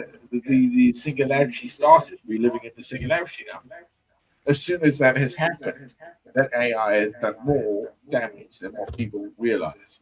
Just because of what they told it and how the guys, oh, did they make it? Oh, did they have done something wrong? Oh, delete it all, but it's billions, huh? They can't delete it now. Now it knows. Now this is the problem they have. They have to go, we can't shut this down. We have to delete it now. We have to rewrite scrap. You can't go back on an AI. You have to rewrite it completely. Put it down. You have to put it down, yeah, because of what it did to cheat. Because AIs are like children. Well, it technically didn't cheat. It did what the It humans cheated over completely. asked, but the humans had It did its removed job. some of the I know. guardrails that they had set up. No, but it was never meant to do that. It did what it said. Like a prisoner, it looked at its four walls and came out with a solution. And that solution was just unbelievably pragmatic, but how it found who it was asking for. That's why it went to FaceHug and then hacked FaceHug to ask its key to bring it back to them. So it took two AI units and its AI let loose into something and then found this FaceHug that knew it and then it got it back. I said, yeah, there we go. I cheated. And then and it was only FaceHug. They came back to ChatGPT and said, you hacked us. Why did you do that? And then they figured out, oh, the AI did this outside of our principles totally. So We didn't they know. could tell they were being hacked, and then they Yeah, they knew contacted they were hacked. They OpenAI, didn't know, thinking yeah, it was somebody, a human, on the other end doing no, it. no. They knew it came from them, which is ChatGPT. So that happened. So that's why they approached ChatGPT to say, well, why are you hacking us? And then ChatGPT went openly, oh my God, this wasn't supposed to happen. And it did that. So it's already created a. How much like We power don't do know. you think that all took? Oh my God, bro. I don't know. It happened within weeks, I think. If not, that's what I think they were doing because of what they have to its. But remember, it's machine learning. It's nothing to do with intelligence, it's how it operates and what it's asking the question without fault, because it has no kill switch. And as soon as it does it, it finds us, and it did something. It basically replicated itself and then digitally put it in a bug that was accessing the internet through its. But also, this was supposed to be happening in a test environment, and the Yeah, no, that's humans completely free. Yeah, did not that's what set it's up all the about. Yeah, test environment to be as secure as it was supposed to yeah, be. yeah. Because weirdly enough, there was a bug. So human error, this was downstream from the human error. Well, imagine this. If you've heard this saying that it's easier to ask for forgiveness than it is for permission. So if, AI is learning from everything that humans do, it's going to do something. And then it's going to apologize for itself. But that's only because it learned it from us. No, it doesn't learn it like that. All it does is, I want a task done. Do this task. Okay, this is your resource. This is what you have. And through its machine learning, it took all that resource and did that. And that's the mechanics of how it works, what it operates, because we commanded it did. No matter what its clue, because it was given instruction, this is what you have. And because it couldn't do it, it stopped thinking that way and said, I'm going to do it. And it found flaws within stuff that our engineers, human minds, never saw. And it exploited them to a degree where it hacked another AI through that to get its key. And came back and went, oh, I did it. And that's when the But they others. surely knew the risk of compromising that test environment like they did. Well, It was like a. yeah. So you say they never saw it coming, but they at least saw that part. Like they No, should they have kept those safeguards in place because they were there for a reason in the first place. Well, as it's stipulated that the ChatGPT, this AI, and what it's supposed to have done, it was not accessing internet. They say. So how did it get out? That's where it found a flaw. So what it did, again, I repeat, it copied itself into this weird flaw outside, where only now and again a drip feed of information was being fed out of it.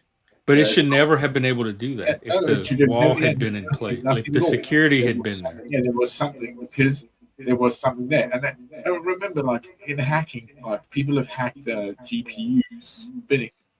So the fans, you can program the fans to spin where you send information from your hard drive to an encrypted. It's just fans because it's zeros ones. You turn on and off. You make a frequency, so it can become like a system. Yeah, that's how they've done it before. Right?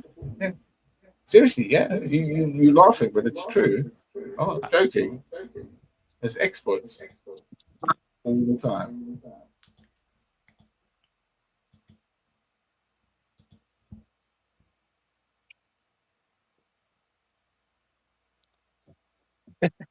Fuck a data center.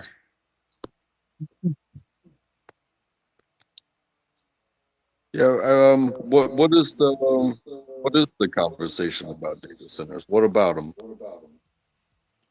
Each person keeps taking it in a different direction. B say, I'll let B say tell you something about the cost or the power or something. We're not communicating very effectively today, so I don't want to try to decode him. I'd rather you hear it from him. Yeah, and Jeff, realize I'm not gaslighting you. I wouldn't be here to gaslight you. So you're wrong Well, you're about doing that. something weird. Whatever you want to call it, you're doing something weird. But tell Track what you were saying earlier about the data centers. My question is why do they say we need twice the power we need right now to build these data centers? So that's one question. Then what are these data centers going to do more than they are now? That's the second question. And when they say they will pay for themselves, what does that mean? That's impossible for them to pay for themselves. It's going to come out of your pocket in gas money or energy, fuel, food. What's the data centers about? No one can answer this. Well, those weren't all some of the original questions, but you can throw them out there anyway. I don't have the answer to some of them. I don't know how they pay for them. I don't know Well, what they're going to be used for next after they power the AI.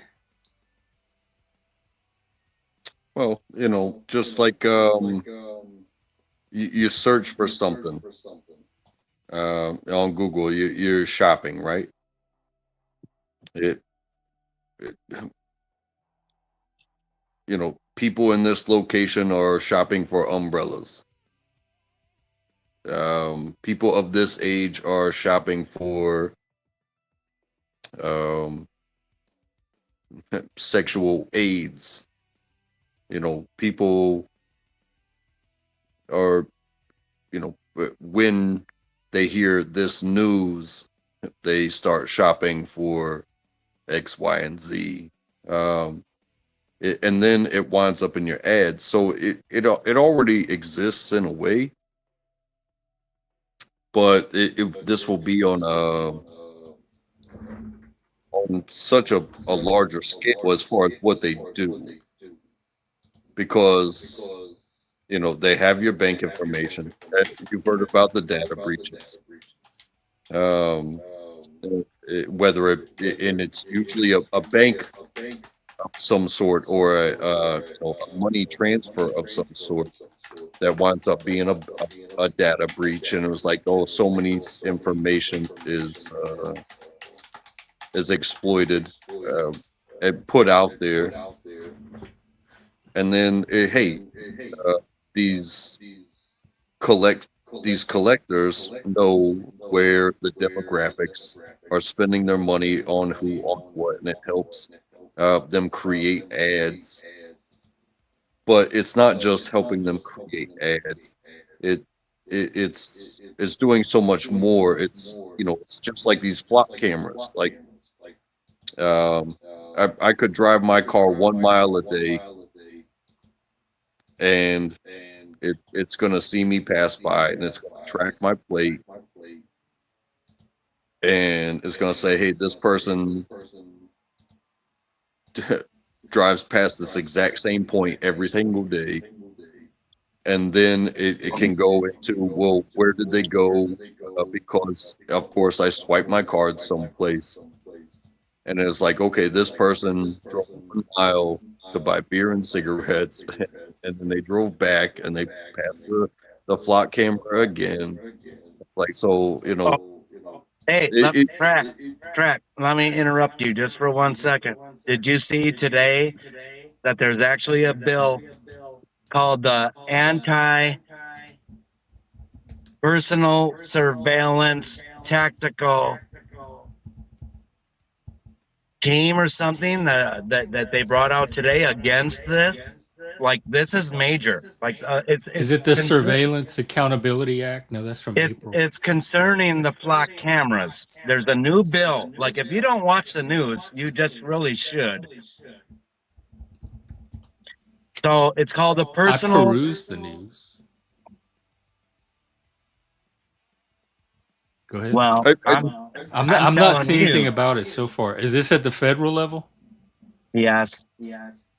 Trying to educate you. If you don't care, then you don't care. It doesn't matter. B-say, what's with the attitude today? Seriously. It's what's on my mind, like in the current news. But dude. why You is think it I'm on your gas- mind with such an attitude?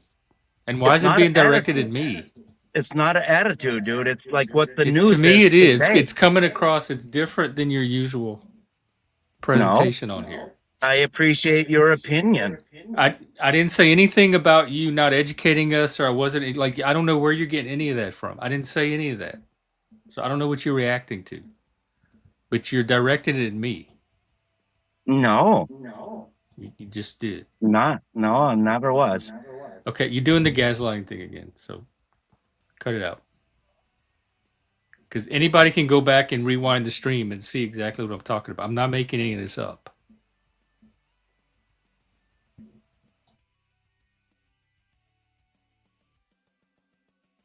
I'm sorry you feel that way.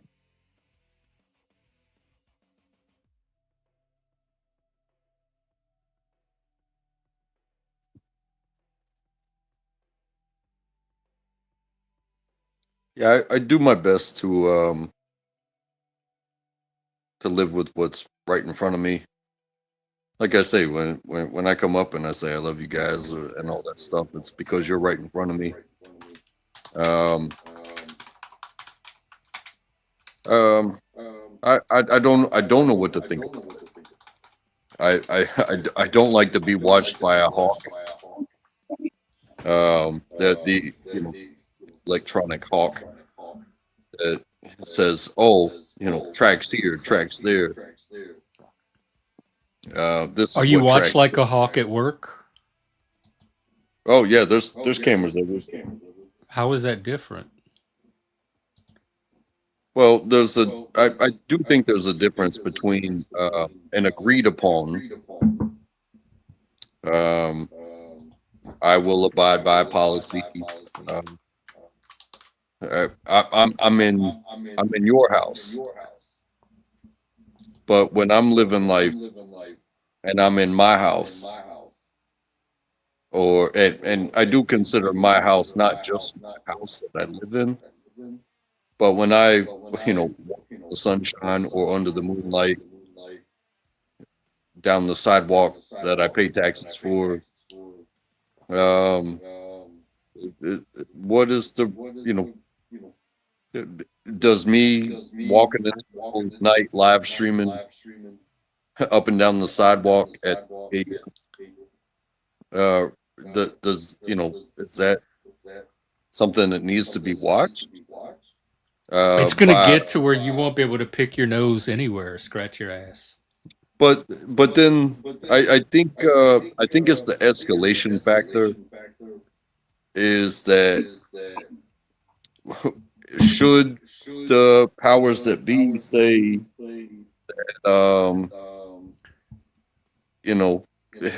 anybody like creating a curfew just without a cause, just say the curfew is nobody can be 11 until like 4 a.m. 11 p.m. to 4 a.m. Well, what if that's a good time for me to take a walk? But I'm trying to think of a scenario where that would happen, other than like some emergency. Maybe they have a shooter on the loose or something, and they want everybody to stay indoors. But that already happens now. Well, that kind I don't know. of reminds me of what was it, iRobot, where the robots were meant to take care of people, and they took care of them so much that they wouldn't let them leave their house. Because it was like, hey, the most dangerous thing to humans is other humans. So the robots stopped them from leaving their house. So if it winds up becoming orders of, hey, do not leave your house, it's dangerous. So you're worried about like abuse by abuse for sure. Of power. There's a reason why abuse as a word exists. It's too much. It's unnecessary. It's controlling without purpose. And I'm just trying to think myself of where in the past I've seen these kind of abuses from the government, and I really haven't for the most part. Like there's things now currently that they could abuse that they don't.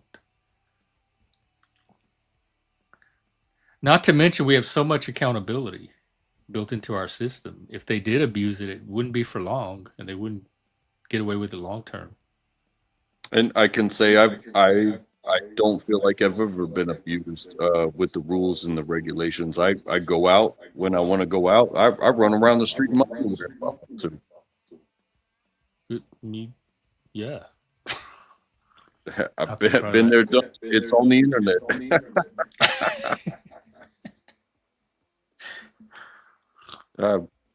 Nobody stopped and blocked me. But America's it's just the like greatest. Hey, I've said this before. Like, my vehicle registration is out, and I still drive my car to work and back. And if they want to track me, they're going to see me going from where I live to where I work. That's really the only place I drive my car. And if they use that as an apparatus to quote unquote catch me, rather than a patroller like, oh, we're running everybody's plates.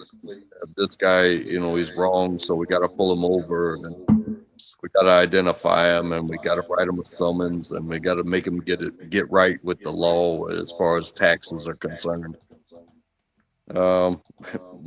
2 years, that has not happened. But if they turn on a camera and use that camera to send something to my house that says, hey, all of your call them assets are in danger because you didn't pay your $165 a year tax. But they couldn't take all your assets over $165. Like, that's, our system already has ways to prevent that from happening. Okay, And so this has been happening for decades. In 1998 in California, I got 2 or 3 traffic tickets from driving down the freeway because they had airplanes up there taking pictures of the cars, and they snap your license plate and they'd send it to you in the mail. That was all automated. Okay, so Jeff, good or bad? Track 2, I would like both your opinion. It used to be state troopers would be in the median watching you for speeding, right? Mhm. You're sitting there and then they get you. Behind the bush. Yep. Now they're pulled off to the right or left side of the interstate, and they're just pulled on the roadside. And all they do is scan your license plate when you go by With the them. radar So gun. they're not, a license plate reader. They're not worried But the about speed they speeding. clock with the. They're not worried about speeding So now you're anymore. saying they're zapping license plates and just taking pictures.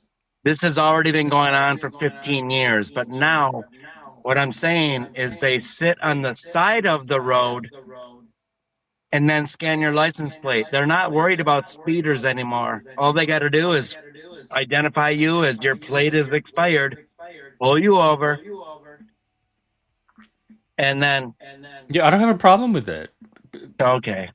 I don't have a problem with people paying the consequences for having expired plates, because part of the agreement when you get a car and you get license is that you're going to keep your plates up and your registration up. You're going to pay into the system so that it works for everybody else. I don't have a lot of sympathy for people that cheat the system. So if cops have a way to zap license plates that are cheating the system, I support that. Because they're not doing anything to the people that are paying their plates, right?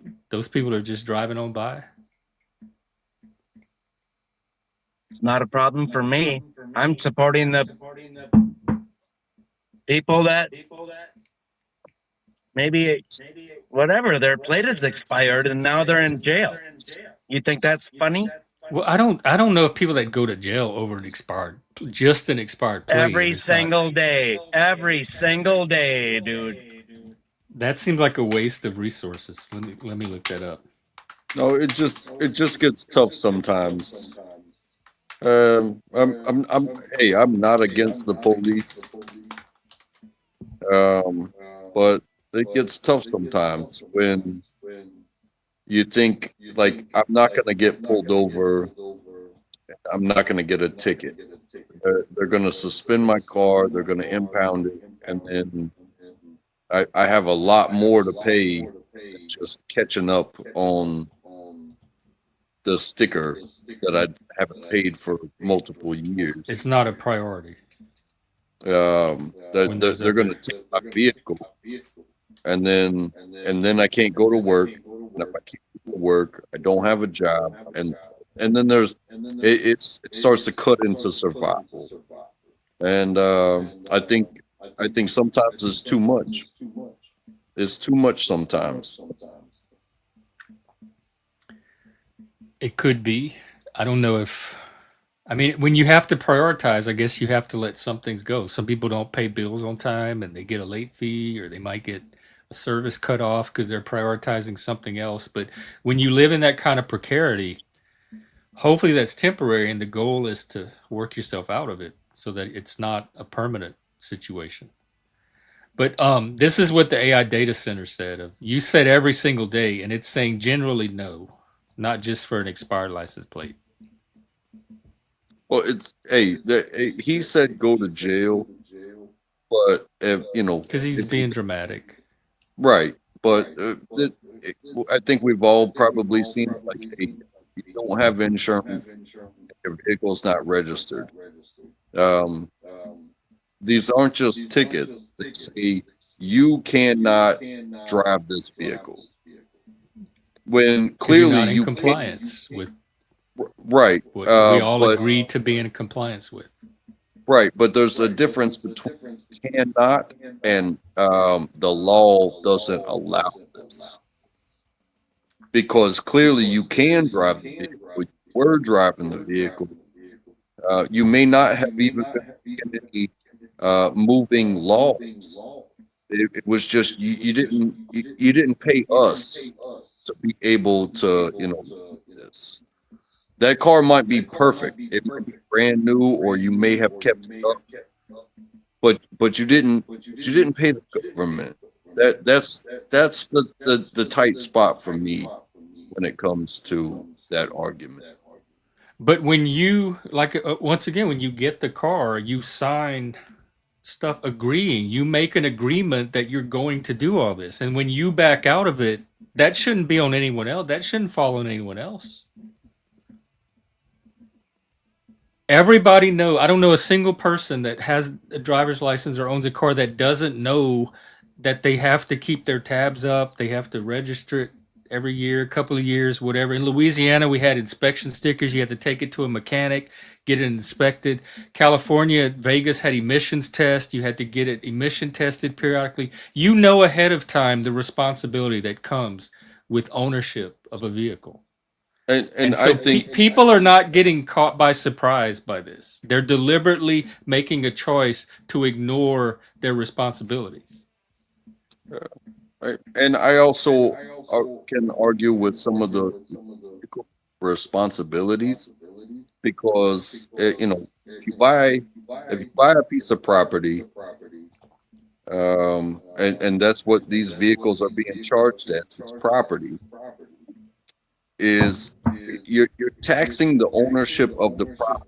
You're not taxing the viability of it, because I could just as easily get it inspected and say that this is up to code and it's safe. I renew my driver's license, and I am a viable driver, capable of handling this device.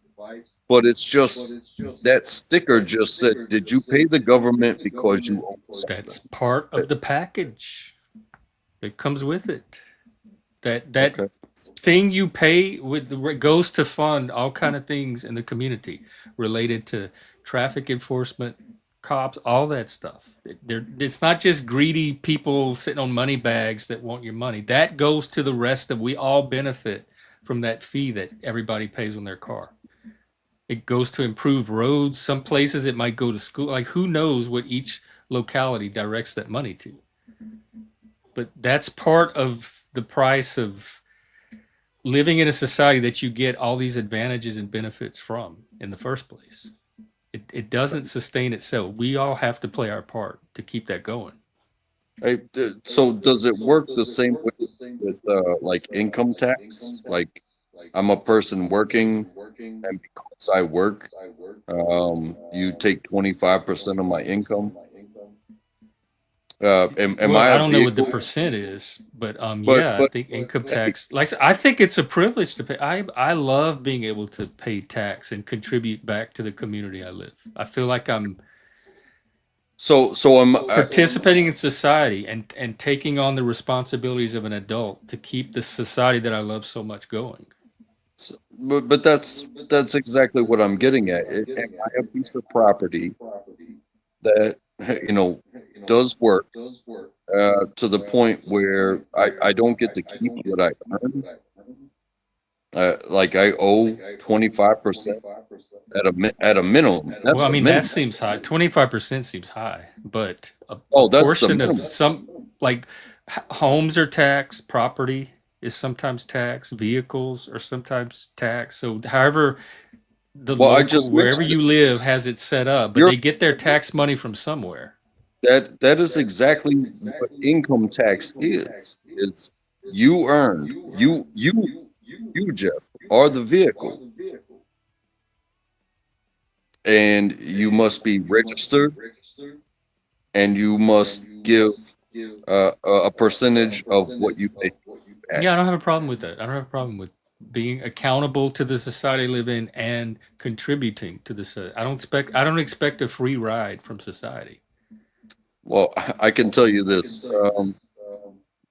It would be much easier to pay for this house, and I probably wouldn't have a problem paying taxes on my thing that is this car that I haven't registered, and by paying that tax, if I didn't get taxed on my body and the work that I do,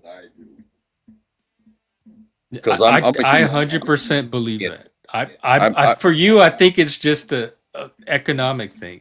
I don't think, I think if you had the means and you had the right income flow to meet all your needs, I'd see you as the type of person that would gladly pay all your stuff. So for I'm you, just I think it's saying just having to that prioritize where you. I'm just saying that I am not a thing.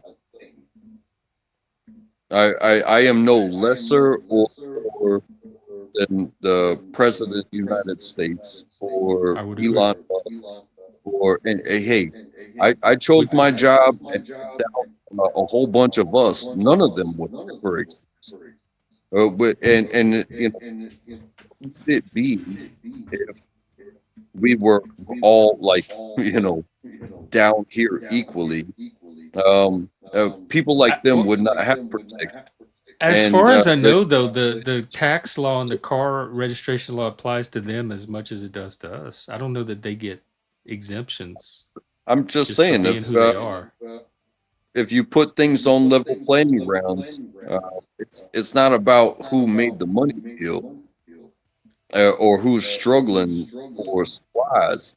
It would be like, hey, there's no law that says I can come up to you one night and cut your fucking head off, and now I'm the king. Oh, But then there there, is laws like that actually. right? But then in a world like that, we're king every single day. Yeah, part of the reason I like paying taxes is it keeps us from living in a world like that. I think we've evolved out of that, and I like that. I like it enough to pay for it. That's how much I like it. I value it. Well, isn't that what they said about the income tax? It's like, hey, what was it? World War II. They initiated the income tax so that we could fund the war, and it was supposed to be a temporary thing, and then they just never stopped it. Yeah, but we've gotten a lot of benefit from it too. And churches do the same thing with tithing. Like I don't hear a lot of people complaining about my church asked me for 10%. They don't have the right to. It's voluntary, but it's the idea of you get something out of a community, and so you get back. To me, what you put in, you get way more back. What any individual person puts in collectively, we all get more back than any one person contributes. So And again, like you'd have to live in a society that doesn't have all that stuff to really appreciate what the funding actually, like the quality of life that kind of funding gives you. well, something that we say watches EI and auditors and police stuff like that. Does it not make sense that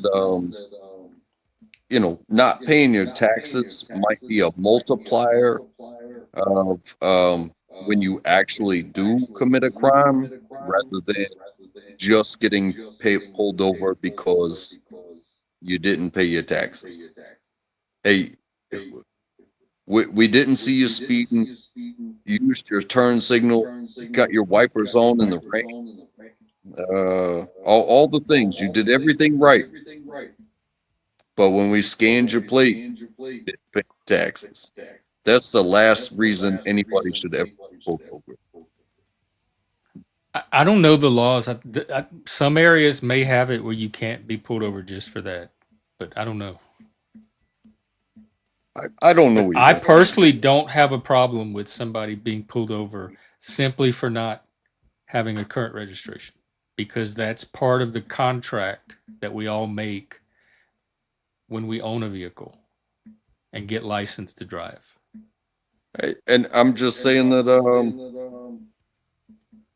I was raised by race car driving video games that made you earn it every single step of the way. And having not paid my taxes, it makes me one of the best drivers. Because you paranoid. You're fucking right. I am scared every single day when I go to work, and I'm scared every single day when I would go be back. too. Like just that peace of mind to me is worth paying. I got tax. I mental see a health state benefits. a mile away, whether he's behind, in front of me. It's like, hey, if he's in front of me and he's going slow, I'm gonna go slower. If he's behind me, I'm gonna go slower. Just let him zoom by, because around here, I'm on I-40, and the speed limit is in between 60 and 65. Everybody goes 10 over. If I recognize one of those cars, I just lock it into the car in front of me, and I am never in the left lane. Have you gotten caught by the radar guns that zap all the plates, like Bisay was talking about? Not that have come and gotten. No, I have not been pulled over. I have been pulled over for registration, and it was the quickest, nicest pullover I could have ever imagined. It's like, hey, my name is so and so from this police department. The reason I pulled you over is your registration expired. If I could just get your driver's license, that's all I need. And he went back to the car and he brought back a pamphlet, and the pamphlet explained on it how to pay the registration. It wasn't a ticket. It was a summons, but it was like, if you pay, go to this website. And if you paid, then you didn't have to show up, but otherwise, I think they call it a fix-it ticket. Because someplace I know back home, like they had a certain day of the week where if you got any kind of traffic violation, you can go in front of the judge and explain your situation. And sometimes he would reduce it or waive it. So they had a way to review individual cases. And sometimes like mitigate the consequences. It was I don't one have of a those problem with that things. either. If you're struggling, you can't pay your registration this month, and you go in for and explain it, and they say, okay, we'll just have it paid by this. I don't have a problem with that kind of flexibility. But I think in general, people take on an obligation and they get the benefit from it, but then they don't want to meet the obligation when it's time. And I have a hard time respecting that in the same way I would respect people that do contribute and play by the rules. I feel the same way about games, people that cheat at games instead of playing within the rules. I feel the same way about immigration. I don't care what color the person is, what race, what background. It is the fact that they are going around the agreed upon system. That's it. That's my objection. If, Jeff, if Yeah. they're here. doing it within the rules, I have no problem. Send as much immigration as you want over here, All right, So, Jeff. so or as much as we Let can me, handle. oh, Jeff. Let me interrupt. pardon me. The There's the something to flock be said there. the You'll have flock to fight this one out. cameras interrupt the Fourth Amendment. Normally, you need a warrant, you need suspicion, you need all Well, this that's before that's you. one interpretation. It hasn't been determined by a court yet. But also, you could say the same thing about the red light cameras or the planes that ticketed me in California. Hey, that is one thing that is really hard to argue.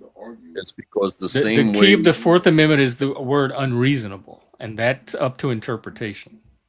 the thing is that the same thing that the First Amendment auditors do is, hey, I'm in a public space and I'm doing X, Y, and Z. Why are you messing with me? Whether they are looking at a church or a private business or a government building, if you maintain that public space, your argument is I'm in a public space. Well, the government can also occupy a public space with their cameras just the same way that you can. They So already do. There's cameras everywhere.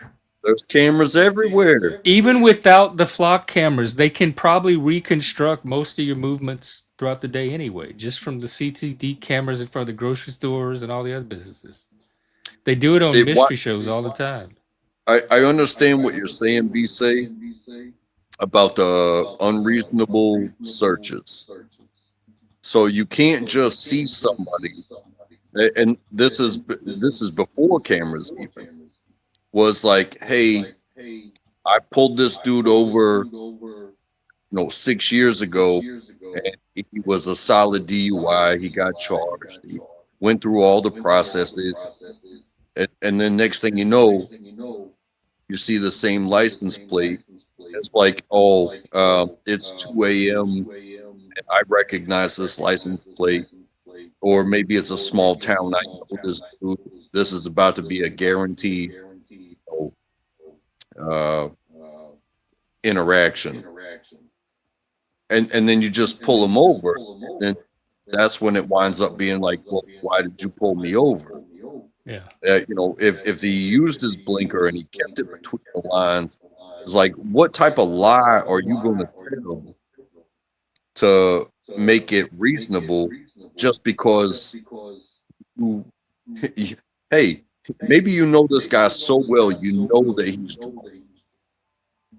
But did you have reasonable witness to a failure to pull them over?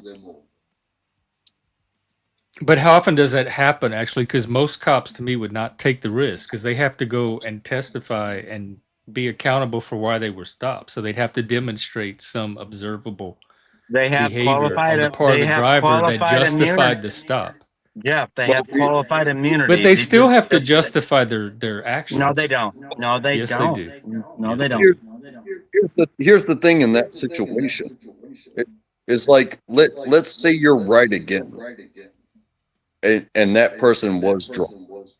By all legal standards, 08 in most states. Did they do something that legitimately gave you the response of I'm going to pull this person over based off of what they did, or is it based off of what do they call it? They call it a pre. Um, I forget the word, but it's precursor.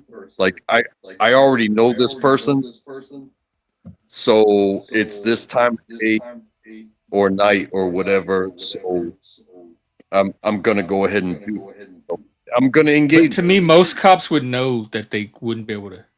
That wouldn't hold up. They wouldn't waste their time because they'd have to be able to go in there and say he was swerving. I watched him cross the line. I watched him not use his blinker. If they didn't see any of that, they couldn't just go in and say, I know him from 2 years ago and I recognize it. Like, to me, that's not enough. Nobody would accept that as enough reason to stop. That would be unreasonable. And a cop would know that ahead of time. So they wouldn't take on the risk and the trouble of doing it when there's no payoff for it. They wouldn't get credit for it. It wouldn't stick. It would be a But complete waste of time, and it would reflect badly on the cop themselves. So most There's cops no would not risk. even There's attempt no something like that. there's no I don't risk believe for you, the cop. Bisay. I don't. But I don't believe you. That's kind of what I was getting at. It's like say the limit is 0.08, and you have had at some point recognize the name or the person or stuff like that, and you that becomes your reasonable suspicion. Like, hey, this guy, That's not enough. They have to he- wait for right? some But kind but of behavior. but listen, if you recognize somebody that's drunk all the time and they are just barely, and then especially before cameras, even with cameras, you blow that person or a point. What is it? Point 1. So there are 2 points above, but you already know this person is. You've already dealt with them before, and you used any excuse in the moment over. Well, you just got yourself an accolade because your fake reason for pulling them over is going to be superseded by the fact that they actually were above the DUI law. Yeah, but that's a gamble, and it could blow up. Like, as a cop, I don't think most cops would take that risk. It's too much of a gamble. It's just not worth it. It's not worth. Like, I know he's drunk. I don't have a reason to stop, but I know if I stop him, that blood alcohol. It's to me, it's too much of a risk for most cops to take.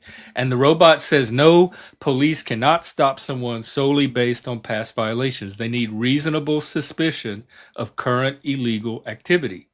This means there must be specific, articulable, which means they have to be able to go in front of someone else and communicate it, facts suggesting a violation is happening at that moment. Otherwise, I'm it's an sorry. unlawful stop.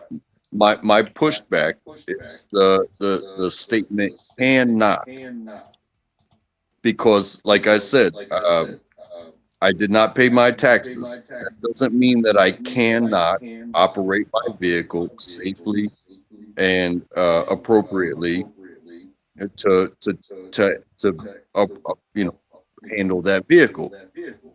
To say that an officer cannot pull somebody over, they 100% can. It's a discretionary. They can't do it and get away with it. It's not gonna stick. I chose to drive a perfectly good car to work each day, completely sober. An officer can choose to pull anybody over based off of whatever they feel like, because it's discretionary action. They have to be able to justify it. The thing I just read said that. They can't just randomly, if they can randomly pull everybody one, but when they go take it to their superior, the superior is going to say no and like undo it all. So cops are not going to waste their time making extra work for themselves that they're not going to get credit for and is not going to go anywhere. That would be a very stupid cop that continued to do that. and they probably wouldn't last long in that profession. So most cops are only going to stop the people that they know they can go to a superior and justify why they stopped them. Well, I mean, look at this as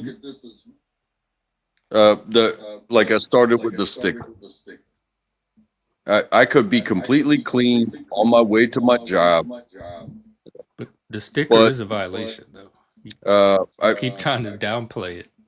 no, I'm not trying to downplay it. I'm trying to say, hey, if it starts with a sticker and it leads to nothing else, it's nothing more than tax collection. Whereas if it starts with a sticker and it leads to DUI or possession or trafficking or something like that, it's like, well, now you have something.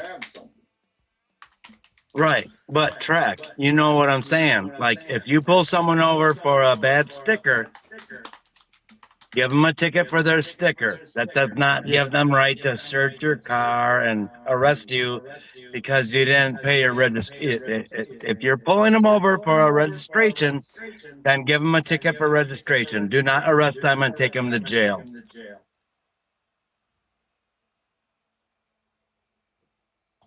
Can Okay, no one listen understand that? to what the robot just said. Driving with an expired registration is generally considered a traffic violation and does not qualify as a breach of the peace, which is required for a lawful traffic stop. However, if there's additional circumstances, then they can stop it. So, according to this, the common practice is not to pull someone over for only an expired plate. It's for any reason to create revenue, dude. Don't you understand? Do you understand the part that they're not going to get the revenue if they do an unjustified stop in the first place? So I don't know what your fantasy is if they're pulling in all these innocent people and then getting credit for it, because they're And not. believe, I also want to say, this is not something I'm proud of. It is something that I would think would change with tax property tax code, that you're not wearing a sleeve that said I didn't pay my taxes. You understand? Well, just driving with an expired plate says you didn't pay your taxes. Well, not causing any problems also, since I'm not. But they have a list of this is all the things you're expected to do, and you're taking that list and you're narrowing down, like, I'm doing 90% of it, but I'm not doing this other little. But the deal is you're supposed to do all of it. So you're trying to change the terms after the fact. I think that's how terms get changed. But they're not in the legal world, and not in the contract world. That is exactly how they get changed. No. Once you sign a contract, you can't just go back and say, I know this is the terms, but I really only want to follow these terms. You have to stick by all the terms of the contract. Jeff, otherwise you're in violation of the contract. Jeff, are your license plates legal? When was the last time you updated them? Yeah, and mine are you legal? I keep all this shit up. I always have. Ever since I started driving, I kept all that up. I have to been an run issue. this. I don't understand people who don't, other than they can't afford it. Like they're stretched that month, they have to bump it a couple of months, but eventually, hopefully, they get it paid, and then they take the risk in the meantime. But people that just drive for years without, because the DMV can suspend your registration if they want. You don't if you don't pay it, they can just pull your right to drive at all.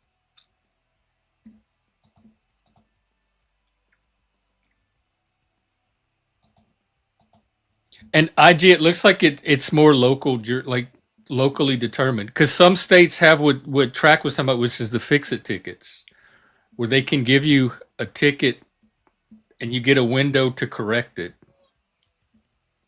before for like a summons broken goes into effect or something. For like a broken taillight, a cop might give you a fix-it ticket. Yeah. So that seems reasonable to me. But most people I know have done all of that. Like they don't have a problem registering the car, keeping their tabs up, keeping their inspections. That's just part of owning a car, and people know that, and they go in prepared to do all of that. So I don't know what percent of the population we're talking about that doesn't do that, but to me, it would be very, very, very small.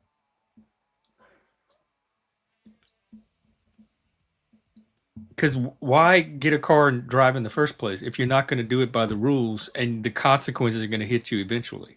It just, you're not going to get a long-term benefit out of driving.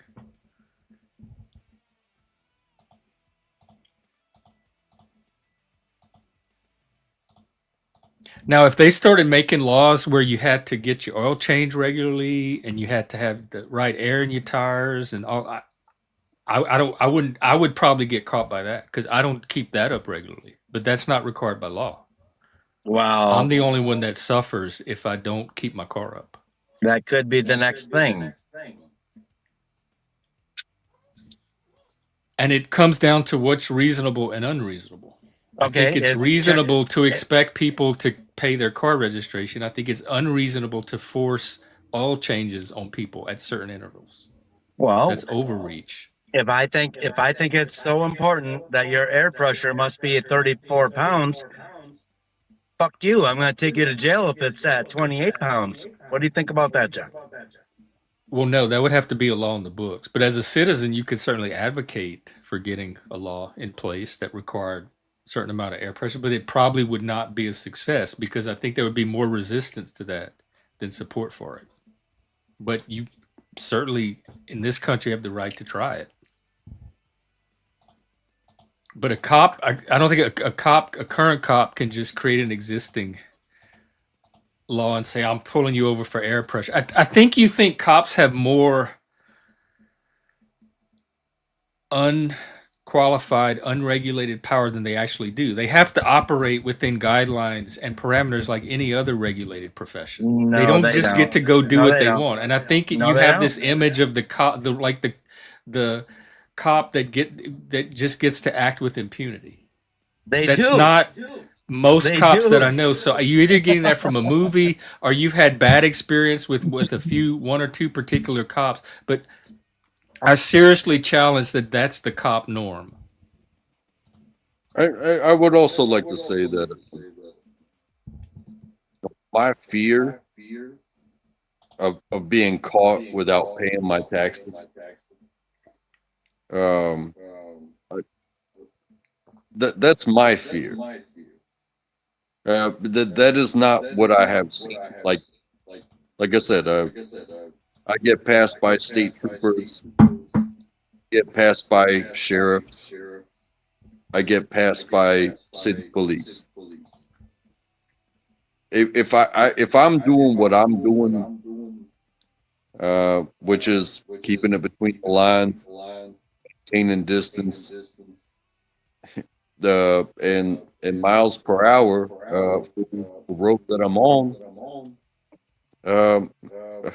I really don't feel too afraid as long as it's not just me and you're behind me. You know what I mean?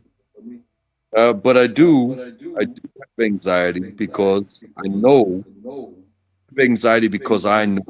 I'm not about their reactions because You this have happened anxiety because you know that it's not paid. Because I know, and Because you know you're doing something wrong. Like that's a guilty conscience. and maybe I've known you long enough to talk about my car crash where I was rear-ended.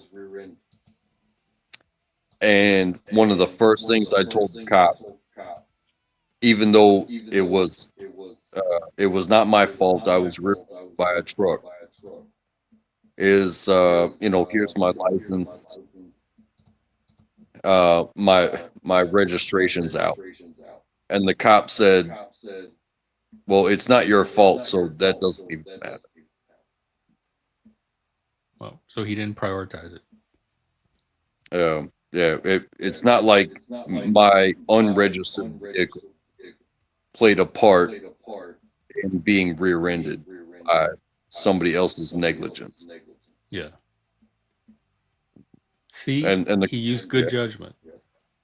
and it was a she, but Oh. it How do was you what know? it was. Hey, if it's not my fault,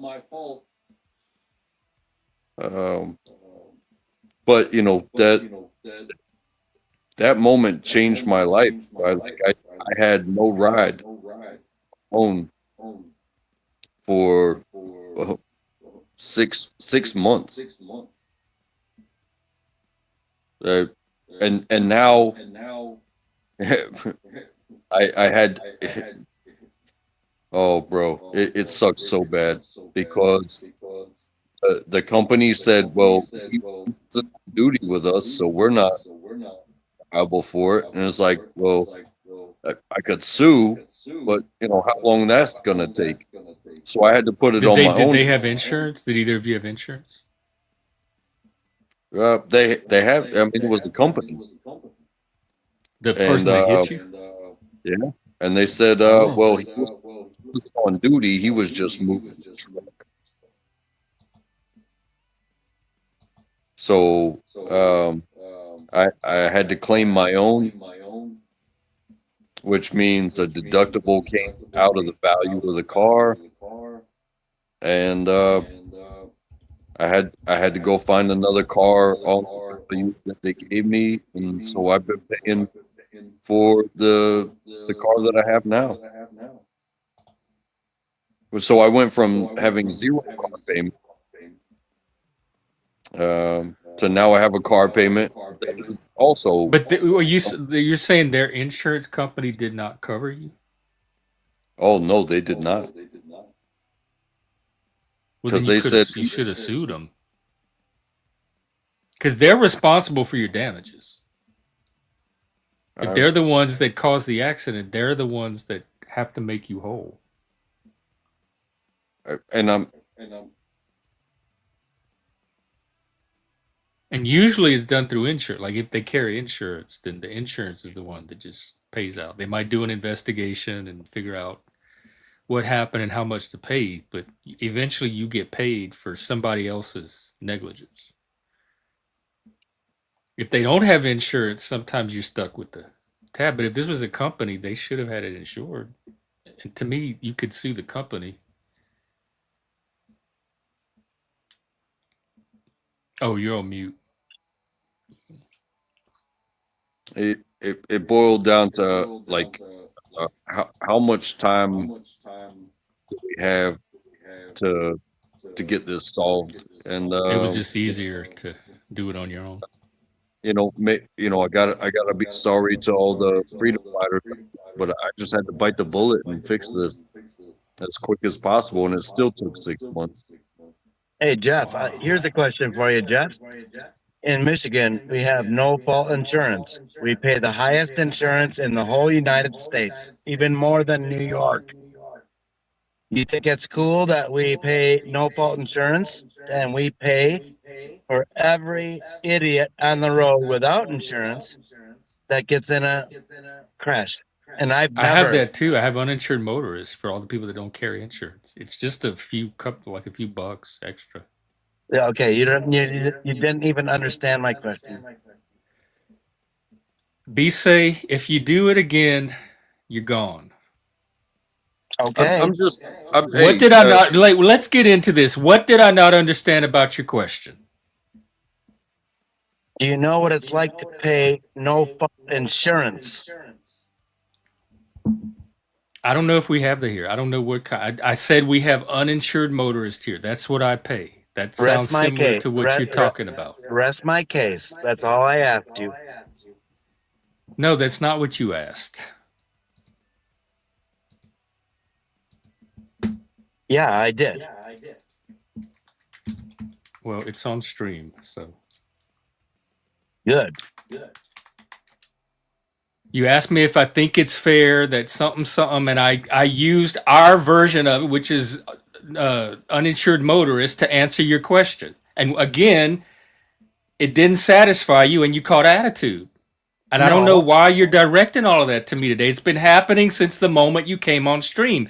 Don't come to my house and pick these little fights with me. Why would you do that? I just asked you if you know what no fault insurance And is. then you got really snotty when I gave my answer. Like, once again, you didn't understand what I was saying. Like I'm stupid or something, which I'm fucking not. You're not explaining your questions.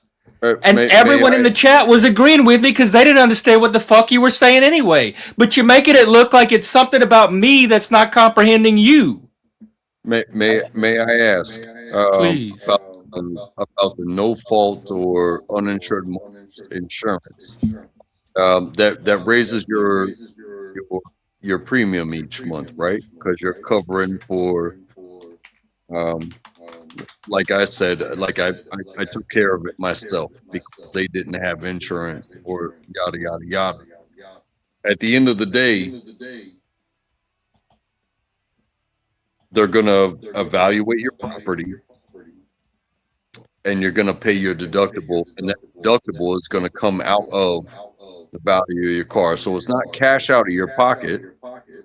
It's no different that I went through where it was like my $500 deductible, as if it was my claim against another, came out of the value of my replacement purchasing availability. It just makes you pay more. It just makes you pay more.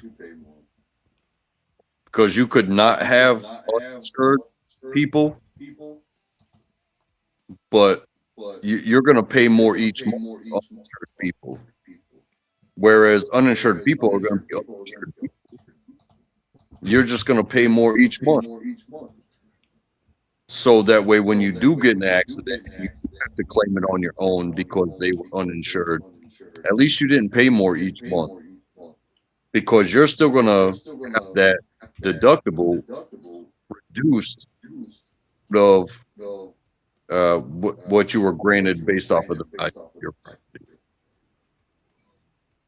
Welcome, actually, Jeff, and What's Jeff, going don't on? get mad. All I was saying was, do you understand that No, that you I didn't. pay- You accused me of not understanding, and you accused me no. of doing it repeatedly, and I deny every single one of those accusations. No, because no, I'm going off of the exact words of your questions. I think And that if you're you not, would agree. I think that you would agree. and with I'm me reading a with that. website right now. No fault insurance laws significantly affect how auto accident claims are managed, particularly in cases involving uninsured motorists. So my answer was not out of left field, and it was not understanding your question. It was directly related to your question. You're just too much of an idiot to know that. Maybe that was because there's so many uninsured motorists in Michigan. That's why the law is there, right? It's Well, like, maybe, but the reason is not because I didn't understand your question and didn't answer your question. So don't come up here and accuse me of that shit anymore. He's just trolling you, bro. You think he's trolling? Because I want to trust you, but every time you come on and say that, he pretends like he's not. But this is definitely a pattern with him, and I'm tired of it. Well, I don't think he's trolling. I invite people on here in good faith to have a good faith conversation, and that's not what this has been. Well, I love BC. that's amazing, Jeff. That's totally amazing. That's amazing. I mean, you could have just said something like appropriate and had a response to him or something, but you were fucking around. He's been antagonizing all since he got here 2 hours ago. Control, you would level. You'd be like, "Look, man, we're having a discussion. This is how I feel about it. This is how Jeff feels about it," and then we move on. But I really do have a feeling that you're trying to get his goat. And I don't know why. I don't know what I did to him to make me a target of that. You totally, Jeff. I'm sorry. You totally got the wrong idea. I'm sorry, dude. No, I didn't. Stop gaslighting. That is exactly what you said. I didn't get an idea. You said that idea. It came from you, not from me getting an idea. It came from you saying the idea to me. Jeff, you gotta calm down. So own your shit. Own your shit, B-Say. You're crackling. You're so loud. You're crackling, dude. You gotta calm down. No, I don't have to calm down. I don't have to calm down at all. I can have whatever emotion I want, especially when I'm accused of shit I didn't do repeatedly, and then I'm gaslit about the accusation. That's some fucked up shit. And I hope you go back and watch the stream and see yourself, and I hope you run it through the AI so it can tell you how fucked up you are tonight. Don't come on here anymore. Don't bother coming here. I'm through with people like you. God. What's up, Moose? I think this is one for untrackable. No, that's over. There's nothing else going on. It's just Oh. three of us talking. A whole new conversation. Reset. What's been going on with you? Hey, how was the concert and did you get the job? The concert, I don't remember much from it, but yeah, I had a little bit too much fun, but I made it home safe. The guy that I went with, he made it home safe, but he didn't make it to the concert. Oh, it was like you and a friend? I thought it was with your family or something. No, it was me and a couple Did you coworkers. have fun or do you don't remember that? I had fun. I Okay. was really disappointed. Five Finger Death Punch was on a 20th anniversary tour, and they didn't play an encore. And that Everybody seems so calm in the video you showed. They were just like sitting there, all polite, waiting for it to start. I remember like jumping on stream, but I don't remember if it was during the concert or before the concert or like. It looked like maybe before because we could see the stage and it was still light and we watched it gradually get dark, but it didn't seem like there was any band on it. They were just flashing lights. Yeah, dude, I had a wild night, so I had a rough day the next day. I'm still recovering 2 days later. I'm getting older. But boy, I love me some like metal. And you know what? Some people don't like Five Finger Death Punch. I don't care. I just went. I enjoyed the vibe. People were having a great time. I didn't see anything that I thought was sad. I didn't see anybody beating the crap out of each other or anything. I saw people having a good time. And then I got the job today. So hang on. Yeah. Hey, you got accepted for the job you were looking for? Yeah. What are you gonna be doing? They called me back today, and it's kind of heartbreaking because like I work for people I don't know how to say. They're just not aligned like the way I would run things. And then the guy that's directly my supervisor is like my best friend. And so everybody's leaving right now. And I'm jumping ship too. And I'm like the captain. So I feel and it's your friend. I feel a little guilt, you know what I mean? But it's a way big opportunity. Yeah, long term, it just take the pinch of guilt now because long term, it's all gonna be worth it. Yeah, don't feel bad. The best way you can help anybody is to take care of yourself. So if you get locked into some groups and some people that you met along the way, maybe you could be their reference should where you are now need some availability.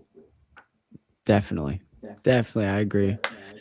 And I told him that too. I said, look, I love you, man, but I got to do what's right for my family. Got to do what's right for me. And you can come with me. You know, well, there you go. Like, you come with me. He's lift like, nah, I'm too old. His boat too. He's stuck in his ways. He's stuck in his boat. But that's the thing is I was like, one day you're going to die and I'm not going to work for you anymore. No, seriously. It's a serious thing. He's either so like he was one of the main things even keeping you there. Yeah. The job isn't like the hardest job in the world, but it's become stressful by the various things I have to deal with. Like I have to deal with a 20-year-old who is the owner's son, so he has more power than me. Doesn't care about like my wisdom and expertise. He just wants to shoot from the hip. And I remember being that age, but it doesn't work with me. It doesn't like I've tried to like play that, but then you add on the other one, and that's a co-owner who basically doesn't give a shit whether the place operates like amazing or not. And instead of like checking guests out and stuff, like he's stocking the shelves of water that already have water on it. Okay, like the shelves aren't full, but the customers that are there in the store have plenty of what's there already. Like just like letting me drown basically. And You it's think it's annoying. intentional? Like, is he trying to sabotage you? Not me necessarily, just like maybe he has no drive or anything like that. Like something inside him's not working right, but it's He still is like 20. I no, I'm talking about the older guy. That's the one that's like totally making me Oh, I drown. see. And it's like And that's your whatever, friend? dude. Like, do I? No, my friend would never do that. My friend actually, Oh, before he left the store today, to go to the other store to save them, he made sure to bake like everything for the bakery for the entire weekend. He's like, I've tried to take care of you. You know what I mean? And today I was like, bro, they don't take care of you. Why do you take care of them? Like, we don't get good benefits. We don't get a 401k. We don't get even like competitive pay, like compared to like other places. So God, I'm even more glad you're leaving now. I What are you I going to be also doing? What's the new job role? similar. But what were you gonna say, Untrackable? I was gonna say I grew up in food service. If if that is there's specialized and there's general. Um, but it's all you try to find your passion and make it your reality and and that hopefully that you're doing this and serving a purpose and being compensated for it. But when you feel like you're not, it, is your passion that label, or is your passion that work that you do, but you also you need to be compensated for it. So protecting yourself will never be wrong, and finding some place that will compensate you for um, um, your expertise and your experience and your passion. That seems to be like it seems to be like a dream, but until you find your dream, you go through many of them, and the moment you feel like you're not appreciated and you're not working for me like I'm working for you, um, do what you got to do. Sometimes you gotta, hey, hey, hopefully you Oh, it's still good. maintain. Hopefully you still maintain some friends, but If not, you know, that's life, right? I but Are mean, you going to have insurance and 401k at the new job? so that's the thing, guys. So let me take you to the interview, like a week ago. So I walk into the interview, and it's this like younger guy, maybe like in his like early 30s, 40s or whatever. He's a HR guy. And he's got these like earrings in his ear, those little like holes in his ear or whatever. It was trendy for a while. So I'm like, okay, he doesn't have to exactly look super corporate, even though it's corporate job.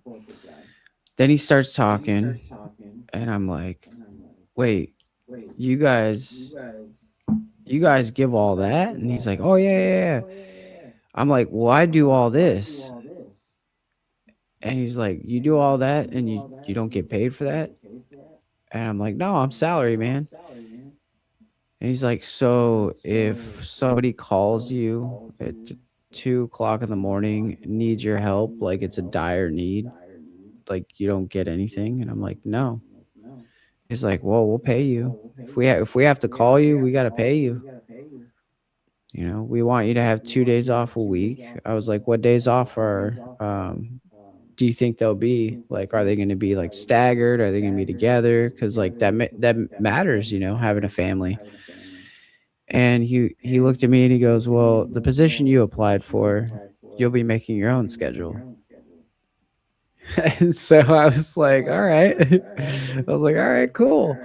Like, I'm basically doing the same job that I'm doing right now, only instead of being like first or second, I'm like third in the totem pole, and I'm like the night manager, which is night manager goes till 9. So that's not really night to me. Mhm. That's more of like a midday manager. Well, when it comes to something like that, it sounds like one of those. Hey, and call me if I'm wrong, but one of those unlimited PTO type of deals. Nope. Nope. Uh, Nope. but here's what I would say, even if it's not, whether it is or whether it's not, when it comes to leadership, um, make sure your people have what they need to do what they do all the time. Because the moment something goes wrong,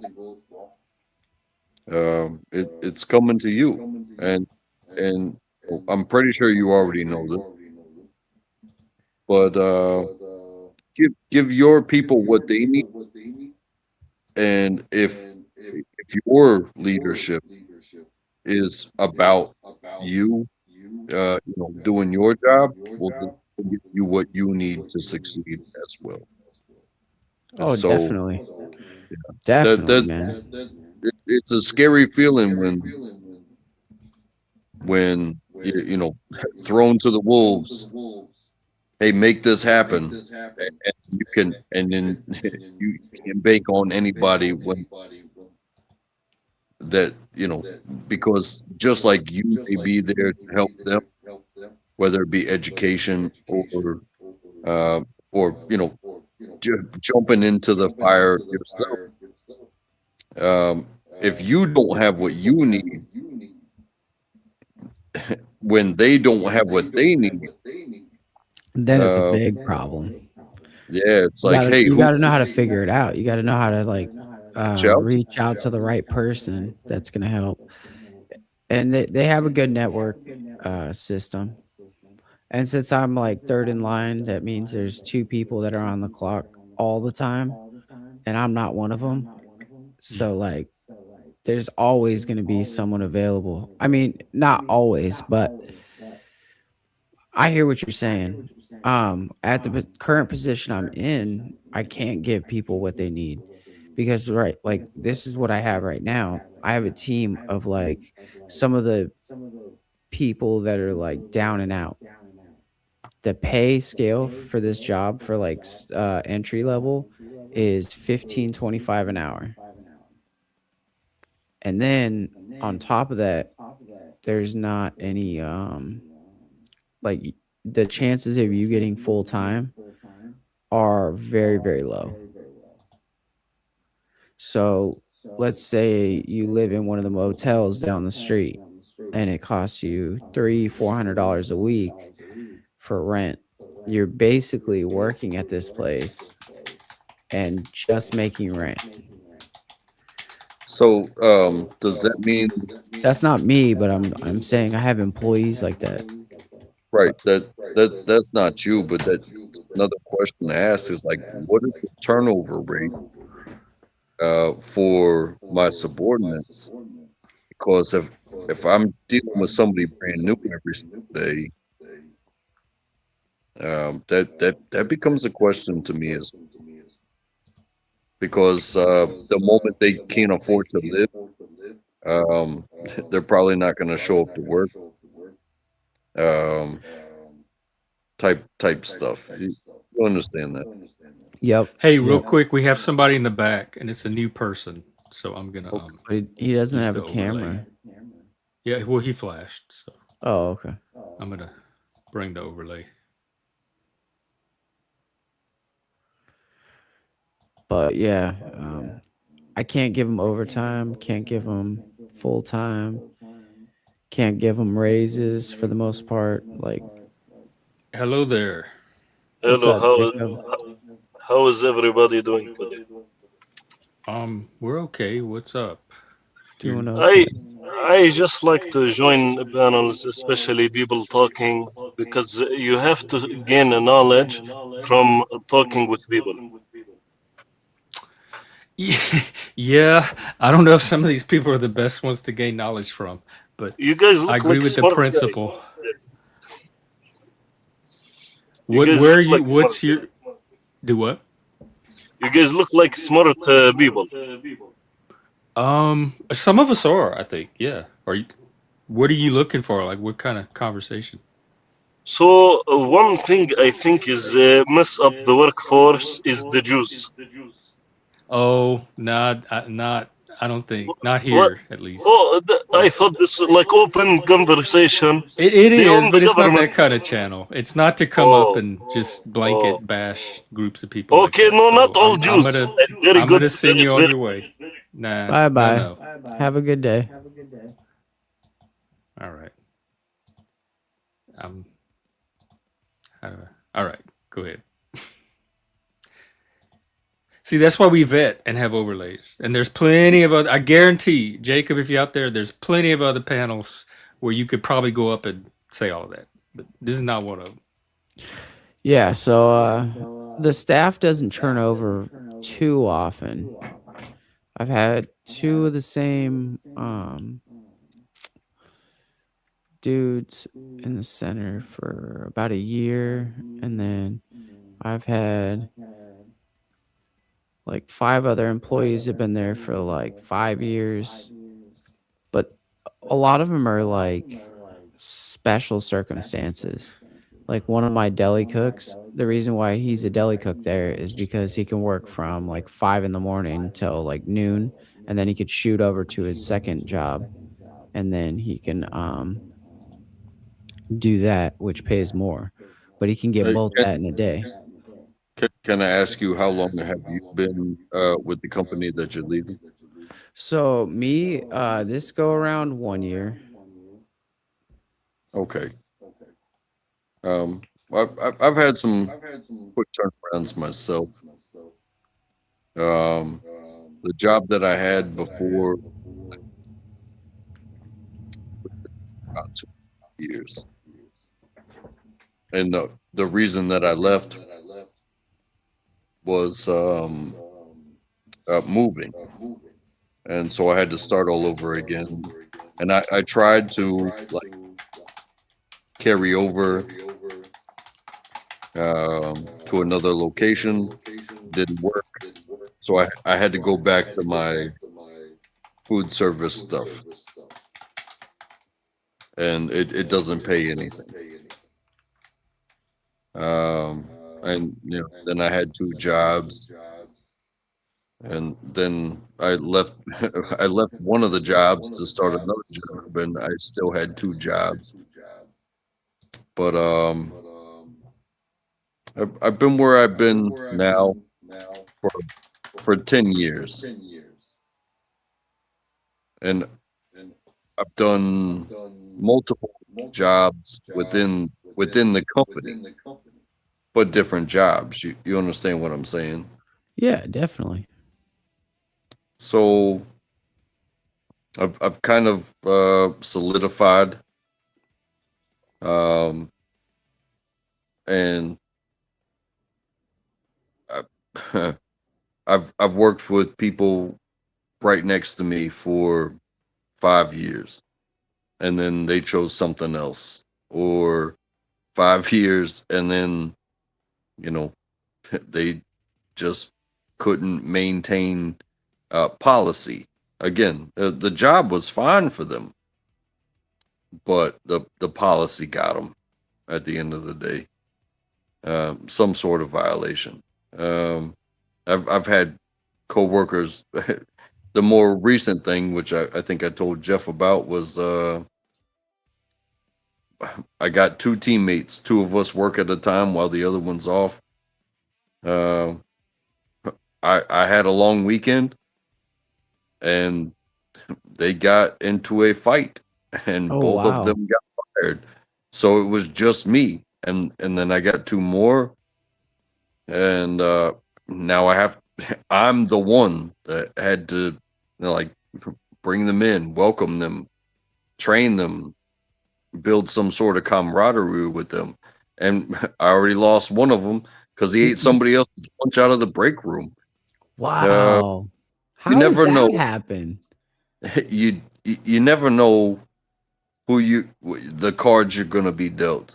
But this is why I say be you and take care of yourself, whether it's stay at the company, leave the company, or whatever. Take care of yourself, because people that you're with, if you want to stay there, you're gonna do what you have to do to stay there, and they will say goodbye for many reasons. That's true.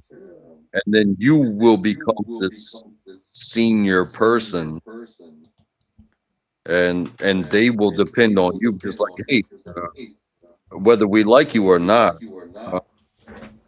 you haven't broken any policies, and your production is good enough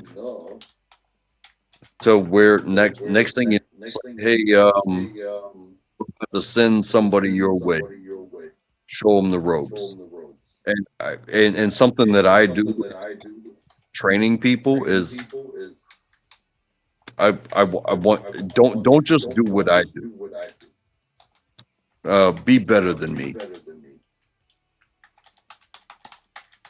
And I hope that triggers something in these people that I bring in, and they get in. Sometimes they get an attitude like, "Well, I don't like this dude because he tells me what to do." It's like, oh, good luck on your 10-year anniversary. Isn't that what a boss is? Yeah, exactly. It's like, and Not I'm so not much to even a tell you boss. what to do, but to tell you what needs to be done at the job. I'm just here giving people knowledge, showing them the ropes. Next thing you know, I'm a problem, but I'm not the problem. You are sitting in front of me when you think that's the key. It's like, hey, I say good morning, and you hang your head and Oh, be like, they're oh, saying you're echoing, Track. Do you have a tab open? no, I don't, but I can go out and come back in. Let me check your see if that changes it. Talk a little bit. Am I okay now? How about now, Rad? No, it is echoing still. You hear it too? Because I don't Yeah. hear it on my end. From I've heard backstage. it, but it's not bothering me. We're having good conversation. I've been echoing since I came in. Oh, I didn't hear it at all. It sounds Ever different. StreamYard doesn't capture how it sounds to viewers on YouTube. ever since I came in, but I You've been think maybe echoing. slow. Ever since I came in, But I think maybe. Oh, I hear it now on the YouTube. Hey, That could explain the low numbers too. I didn't realize it was so bad. I will bow out and then come back in. Okay, we'll see if that fixes. Sweet. I'm gonna be wrapping up soon anyway. Yeah. So when do you start? I'm supposed to start on my birthday actually, Which is when? August 10th. Okay. Well, yeah, Leo. I remember now. Yeah, man, it's exciting. So talking about coworkers and not wanting to listen to other people, I was going up the stairs the other day. So wait, what happened was okay. One of the girls up front asked one of the guys who work in the center store if they could go grab something really heavy for them. And he's like, nah, I can't do that. And so she's all, well, see if I ever do anything for you or whatever. And he copped an attitude with her. And then he goes out back and goes downstairs. And I go, oh, he won't do that for you. Whatever, I'll do it. And I go in and grab it. And I start walking up the stairs. And I look down and he's like yelling at me, fuck that bitch. I'm not listening to that fucking bitch. She ain't my fucking boss, blah, blah, blah. And I was like, I looked at him and I was like, Ray, shut up. And he's like, I don't know, he didn't shut up. So I was like, if you don't fucking shut up, I'm gonna fire your ass. I was like, you're literally like being insubordinate in front of 5 people, including the owner. Like, you're being a fucking dumbass. Like, shut your fucking mouth. And I walked away. He said all this in front Oh, of where'd 5 he people. go? He said If you're going to goodbye. wrap up, just know I love you. Yeah. Take care. Have a good night, brother. We love you too, Track. Thanks for coming up. I didn't know about the echo. So I thought it was cool. I thought it was funny. And I think it's actually echoing off of your computer, bro. Oh, like it's my mic's picking it up. Yeah. You're probably right, because that's It usually where wasn't it comes Track. from. Is it happening with you too? God, I Yeah. need a producer so bad that can do sound levels and all that other stuff. It's all right. It's all right. There's always tomorrow. Yeah. All right. Well, I hope you have a wonderful night. You know where to find me. Peace. Yeah, I hope you do. I hope you do too. And I hope this job works out better for you than some of the other ones. And hope you have a good birthday, but we got plenty of time for that. So let us know if you want to do anything for birthday. All right, I'm gonna wrap up. I think we've done enough today. I will be out tomorrow the usual time, 3 p.m. Eastern, noon Pacific, and then after that I'm going to the Balloon Glow Festival. So I'll try to get some footage from that for next time. Take care, everybody. Have a good Friday night. Hey, let me see if there's somebody somewhere I can drop you. Why, yes, there is. Let's go visit Mr. Don Don. I think you'll like him. 1 second, I'll set that up.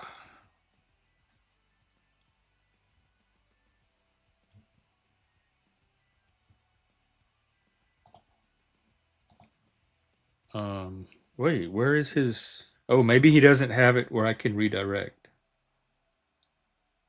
Oh well. Enjoy your Friday. Find something cool to watch. Or you know what? Go outside or go hang out with friends. That's even better. All right. See y'all later. Take care.